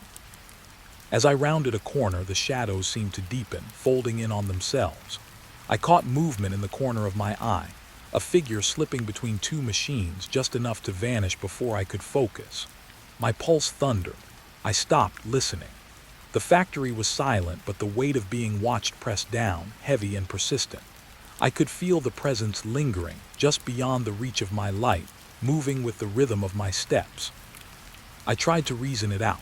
Perhaps a cat or a rat, something small and quick, darting through the beams of my flashlight. But it didn't feel like that. The movements were deliberate, too measured, too synchronized with my own. Every time I paused, they paused. Every time I advanced, they seemed to mirror me, just at the edge of perception. I continued down the long hall toward the central machinery, my flashlight sweeping over the dormant presses and cutters. The shadows seemed to cling to the edges of the machines, pooling in corners where no one could hide. I thought I caught another figure peering at me from between two columns, just a fleeting glimpse before it melted into darkness. I stopped again, heart pounding, trying to calm my racing thoughts. The factory was supposed to be abandoned. The security system was off, the doors locked. There was no one here but me, and yet every instinct screamed otherwise. The dragging sound returned, soft but deliberate, echoing off the walls, circling me. I moved cautiously, flashlight trained on the far end of the hall. The air felt colder now, denser, each breath leaving a faint mist in front of me. Shadows twisted, curling around the machinery like smoke. I could feel eyes on me, even though I saw nothing. The sense of being tracked, followed, was overwhelming. I rounded another corner and froze. There, reflected faintly in the polished metal of an idle press, I saw it, a figure standing just behind me. I spun the flashlight around. Nothing. The reflection alone seemed enough to make me shiver, though the hall remained empty. My mind screamed at me to leave, to run, but my legs felt rooted to the floor, my fear mixed with a strange, morbid curiosity. I pressed on, moving toward the back of the factory where older machinery and storage crammed the space. Shadows flickered at the edges of my vision, indistinct but undeniably there. I kept my flashlight beam steady, sweeping slowly, methodically, though my hands trembled. Every creak of metal, every groan of the building made me flinch, expecting movement where there was none, but feeling it anyway. At one point, I paused near a row of stacked crates. The dragging sound was closer now, circling, hesitant but purposeful. I shined the light over the crates and froze. The shadow of a figure darker than the surrounding gloom slipped past in a fluid, unnatural motion. My stomach clenched. It didn't look human, not exactly. Its edges blurred, shifting like a reflection in a disturbed pool of water. I blinked and it vanished. I forced myself to take a step forward. The factory's silence pressed against me, heavy and oppressive. The shadows were moving now, weaving between the steel and rust, almost like threads of smoke, but with intent. I could feel the building breathing around me, alive in a way that went beyond creaking metal or settling foundations. Something was here, and it was aware of me. I moved slowly, deliberately toward the far storage area. My flashlight beam cut across idle machines and stacked crates.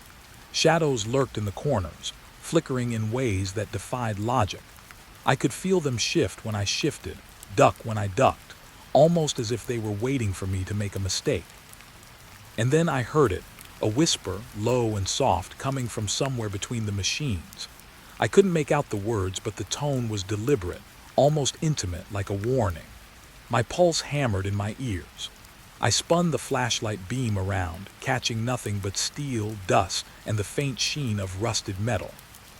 I told myself to leave, to get outside, to escape the building while I still could. But as I turned, the shadows seemed to gather, stretching along the floors and walls, converging in the spaces I had just passed. I felt a chill crawl up my spine, a sense that something was moving just out of sight, circling, waiting for me to acknowledge it. I moved cautiously toward the exit, each step measured, my eyes scanning for any sign of life, any proof that I was not imagining it. The shadows remained, subtle, shifting, alive.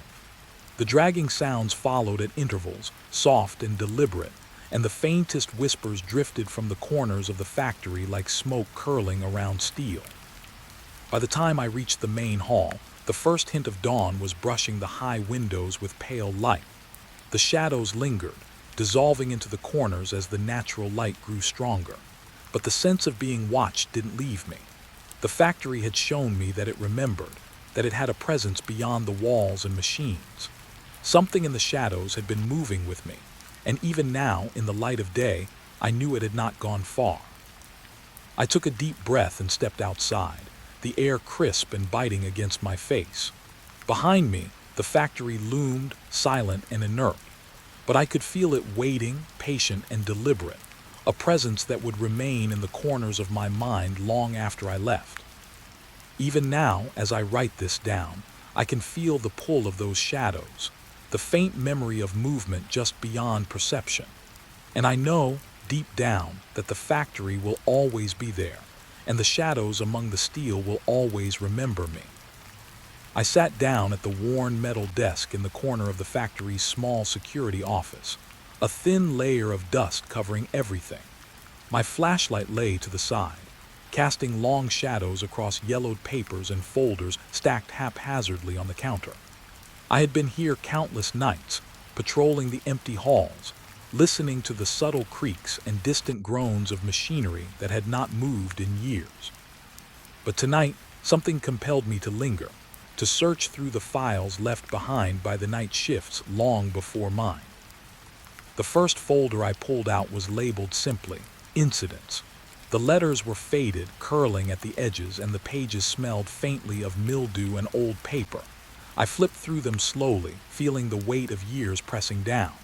Most were minor accidents, cuts, minor fires, malfunctioning machines. But then I found one that made my breath catch.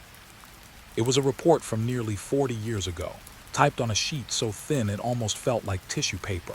The heading read, Night Shift, December 17, 1984. My hands trembled slightly as I began to read. The report described a violent incident that had occurred late at night during a shift eerily similar to mine. A worker had disappeared, vanished entirely, leaving behind blood on a machine and a trail of disturbed dust leading to the back storage area. No witnesses, no explanation. I felt a chill crawl down my spine. My pulse quickened, though I told myself it was just the cold factory air. But something about the words on that page made the room feel smaller, the shadows pressing closer. The report mentioned security cameras, but they were not operational, their footage lost or destroyed long ago. Management had written it off quietly, blaming human error, machinery malfunction, or even temporary insanity. But the details were disturbing. The worker had last been seen walking down the main hall, checking on a large press, when a loud metallic clang had echoed through the building. By the time the supervisor arrived, he was gone.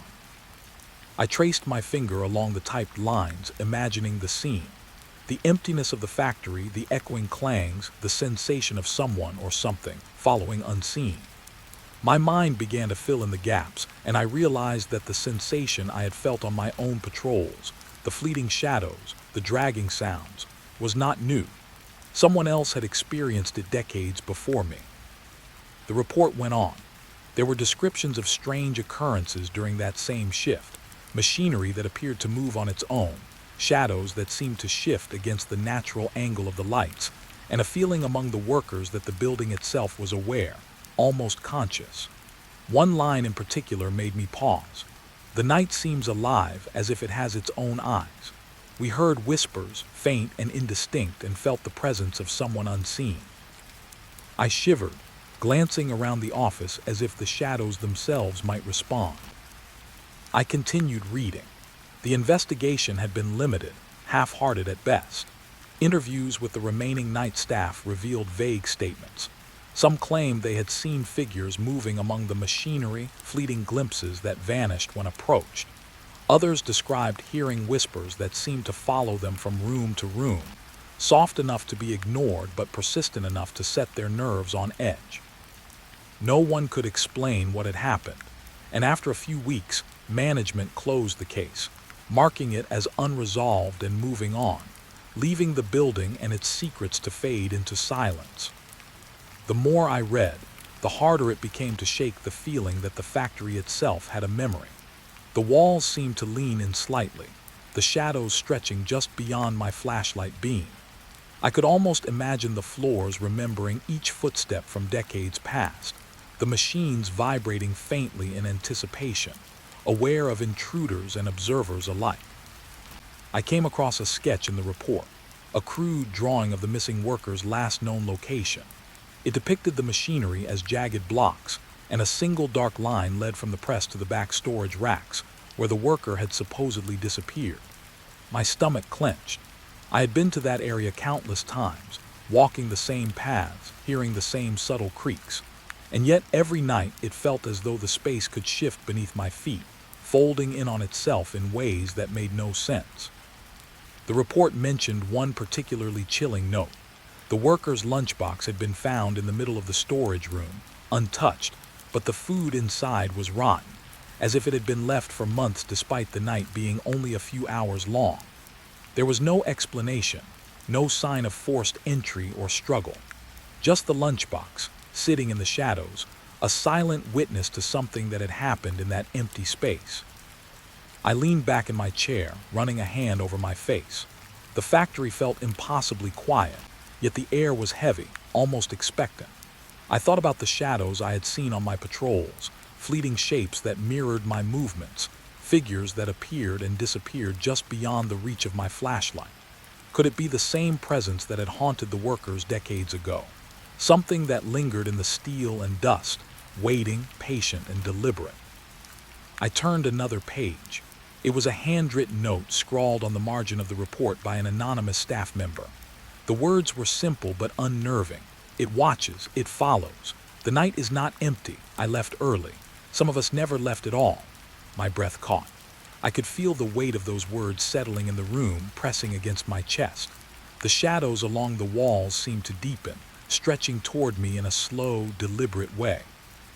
For a moment, I imagined the missing worker still here, trapped in some loop of time or space within the factory, moving just out of reach, glimpsed only by those who dared to patrol after hours. The thought made my pulse race. I could almost hear the faint dragging sound, circling behind me, matching the rhythm of my heartbeat. I read on, discovering more accounts of the night shift, reports of tools misplaced, levers shifted, and faint voices echoing through empty halls. Some workers reported seeing figures in old uniforms, faces obscured, standing silently among the machines, watching, observing. I shivered, realizing that what I had dismissed as shadows and imagination might have a precedent, a history etched into the very walls I patrolled. The last pages contained the supervisor's notes. They were terse, factual, but carried an unmistakable undertone of fear. We cannot explain the disappearance. Cameras show nothing. I do not recommend anyone return to the night shift alone. Something is here, I can feel it. It is patient. It waits. I set the folder down slowly, my hands trembling. The room felt colder, heavier, as if the building itself had absorbed the fear of every person who had walked these halls before me. I leaned back in my chair, trying to steady my breathing. The air smelled faintly of oil and rust, but there was something else now. A metallic tang, faint and sharp, like blood long dried but not forgotten. My flashlight illuminated a small section of the floor, and for a brief moment, I thought I saw a figure reflected in the polished surface of an old metal panel. I blinked, and it was gone. The shadows in the corners of the office seemed to twitch, subtly, almost imperceptibly. My mind raced with questions I had no answers for. Had the worker truly disappeared, or had the factory claimed him in some strange, silent way? Were the whispers I heard on patrols echoes of the past, or warnings from something that had always been here. I closed the folder slowly, careful not to disturb the papers too much. The weight of the night pressed down, and I felt the building watching me, waiting to see what I would do next. I could almost hear the soft, dragging sound, circling the room, keeping pace with my thoughts, reminding me that some stories in this factory never end. I stood, stretching my stiff legs, and glanced around the office one last time. The shadows remained, shifting subtly, lingering along the walls, and in that moment I understood that I was not the first to feel this. And unless I left, I might not be the last. The factory, the shadows, and the memories of that unsolved incident were all here, patient and deliberate, waiting for me to walk the same halls again, listening, watching, and remembering. Even as I turned to continue my patrol, I could feel the pull of the past, subtle and insistent, like the faint whisper of something just beyond the edge of hearing. And I knew, without doubt, that the night shift would never truly be empty. I stepped out of the office, shutting the creaking door behind me with a soft click that sounded unnaturally loud in the empty factory. The corridors stretched ahead, dimly lit by the flickering overhead lights, each one throwing long, wavering shadows along the rust-streaked walls. I had been walking these halls for weeks now, night after night, yet tonight the building felt different, as though it had awakened, aware that I had lingered too long over the old incident reports. Each step echoed softly, the sound bouncing off the steel beams and empty machinery. I tried to tell myself it was just the acoustics, the loneliness that made each footfall feel amplified, but my stomach churned with unease. Something had changed in the air. There was a weight here, a subtle pressure that I couldn't place, pressing in from all sides. I moved slowly, flashlight cutting a narrow path through the darkness. The familiar machinery loomed like silent sentinels, still and inert in the weak light. But then I caught a movement in the corner of my vision, a brief flickering shadow that disappeared when I turned my head. My pulse quickened. I stopped, listening.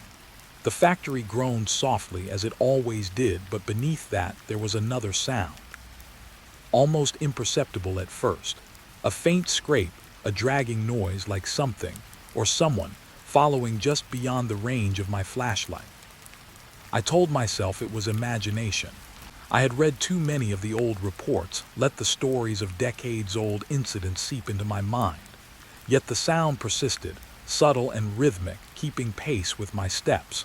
I glanced over my shoulder. Nothing. Only the empty corridor stretching behind me, cold steel and shadows. I continued, trying to calm myself, focusing on the familiar layout. Past the conveyor belts, through the main production floor, and toward the exit at the far end. The farther I walked, the stronger the feeling grew, that unmistakable sensation of being watched. I could sense it in the small hairs on the back of my neck standing upright, in the tiny shiver that ran down my spine with each flicker of shadow. At one point, I paused near a large press, the one mentioned in the incident report. The metal surface reflected my flashlight in a dull, distorted way. For a moment, I thought I saw a figure reflected alongside me, tall, still, and just beyond clear recognition. I blinked and it was gone. I shook my head, telling myself I was tired, that my eyes were playing tricks on me, but the unease only deepened. I continued toward the exit, taking care to step lightly, trying to be as quiet as possible. But the sounds behind me, the faint scuffing of unseen feet, remained. Sometimes I could swear I heard breathing, soft and deliberate, just behind me, but whenever I turned, there was nothing. The factory was empty, or at least it appeared to be. As I moved through the hallways, I noticed subtle signs that disturbed me. A door I was sure I had closed earlier now stood slightly ajar. A piece of machinery, always silent, seemed to tilt subtly, as though it had been nudged. I paused to examine it, but nothing tangible was there. My flashlight beam caught only the familiar contours of steel, dust, and rust. Yet the sense of presence lingered, as if the building itself were observing, waiting, aware that I was nearing the edge of its domain. I tried to focus on the exit, the promise of fresh air and streetlights beyond the factory gates, but each step felt slower, heavier. It was like walking through thick fog that wasn't visible, an invisible resistance that pressed on my chest. Every sound, the hum of a distant motor, the clink of metal against metal, felt amplified, deliberate, designed to keep me on edge. Reaching the main doors, I fumbled with the lock, my hands trembling slightly. The cold steel felt heavier than it should, and when I finally pushed the doors open, a rush of night air hit me, sharp and real. Relief surged, but it was short-lived. As I stepped outside, I felt it again, the unmistakable sensation of eyes on my back, watching, patient, relentless. I glanced around the empty yard. The moon was obscured by thin clouds, casting dim, shifting light across the chain-link fences and broken asphalt. The factory loomed behind me, silent but alive in a way I couldn't explain. I shook my head, trying to convince myself it was just the wind, the way shadows played across the walls. But deep down, I knew it was. Something remained inside, or perhaps had followed me out. I walked slowly toward my car, ears straining for any sound, flashlight cutting the path in front of me. Every instinct screamed that I should run, that whatever had lingered in the factory would not stay confined. Yet my legs moved cautiously, deliberately, as if moving too quickly might draw attention. The night around me seemed to hum with a subtle vibration, like the echo of decades of night shifts, of people who had vanished, of eyes that never blinked. Halfway to my car, I stopped and turned, shining my flashlight toward the factory. The doors were closed now, just as I had left them, or so I thought. For a moment I thought I saw movement behind the windows, a shadow gliding across the glass, slow and deliberate, watching me. I blinked and it vanished, leaving only the still, dark outline of the building. My pulse was racing. I tried to take a deep breath to ground myself in the reality of the night air, the smell of asphalt, the faint scent of oil and metal drifting from the factory. But the feeling of being followed remained, subtle but insistent. I could not shake it. Every step I took toward my car, every glance over my shoulder, suggested that I was not alone. Reaching the vehicle, I fumbled with the keys, my hands trembling. The streetlights flickered above, casting uneven light across the lot.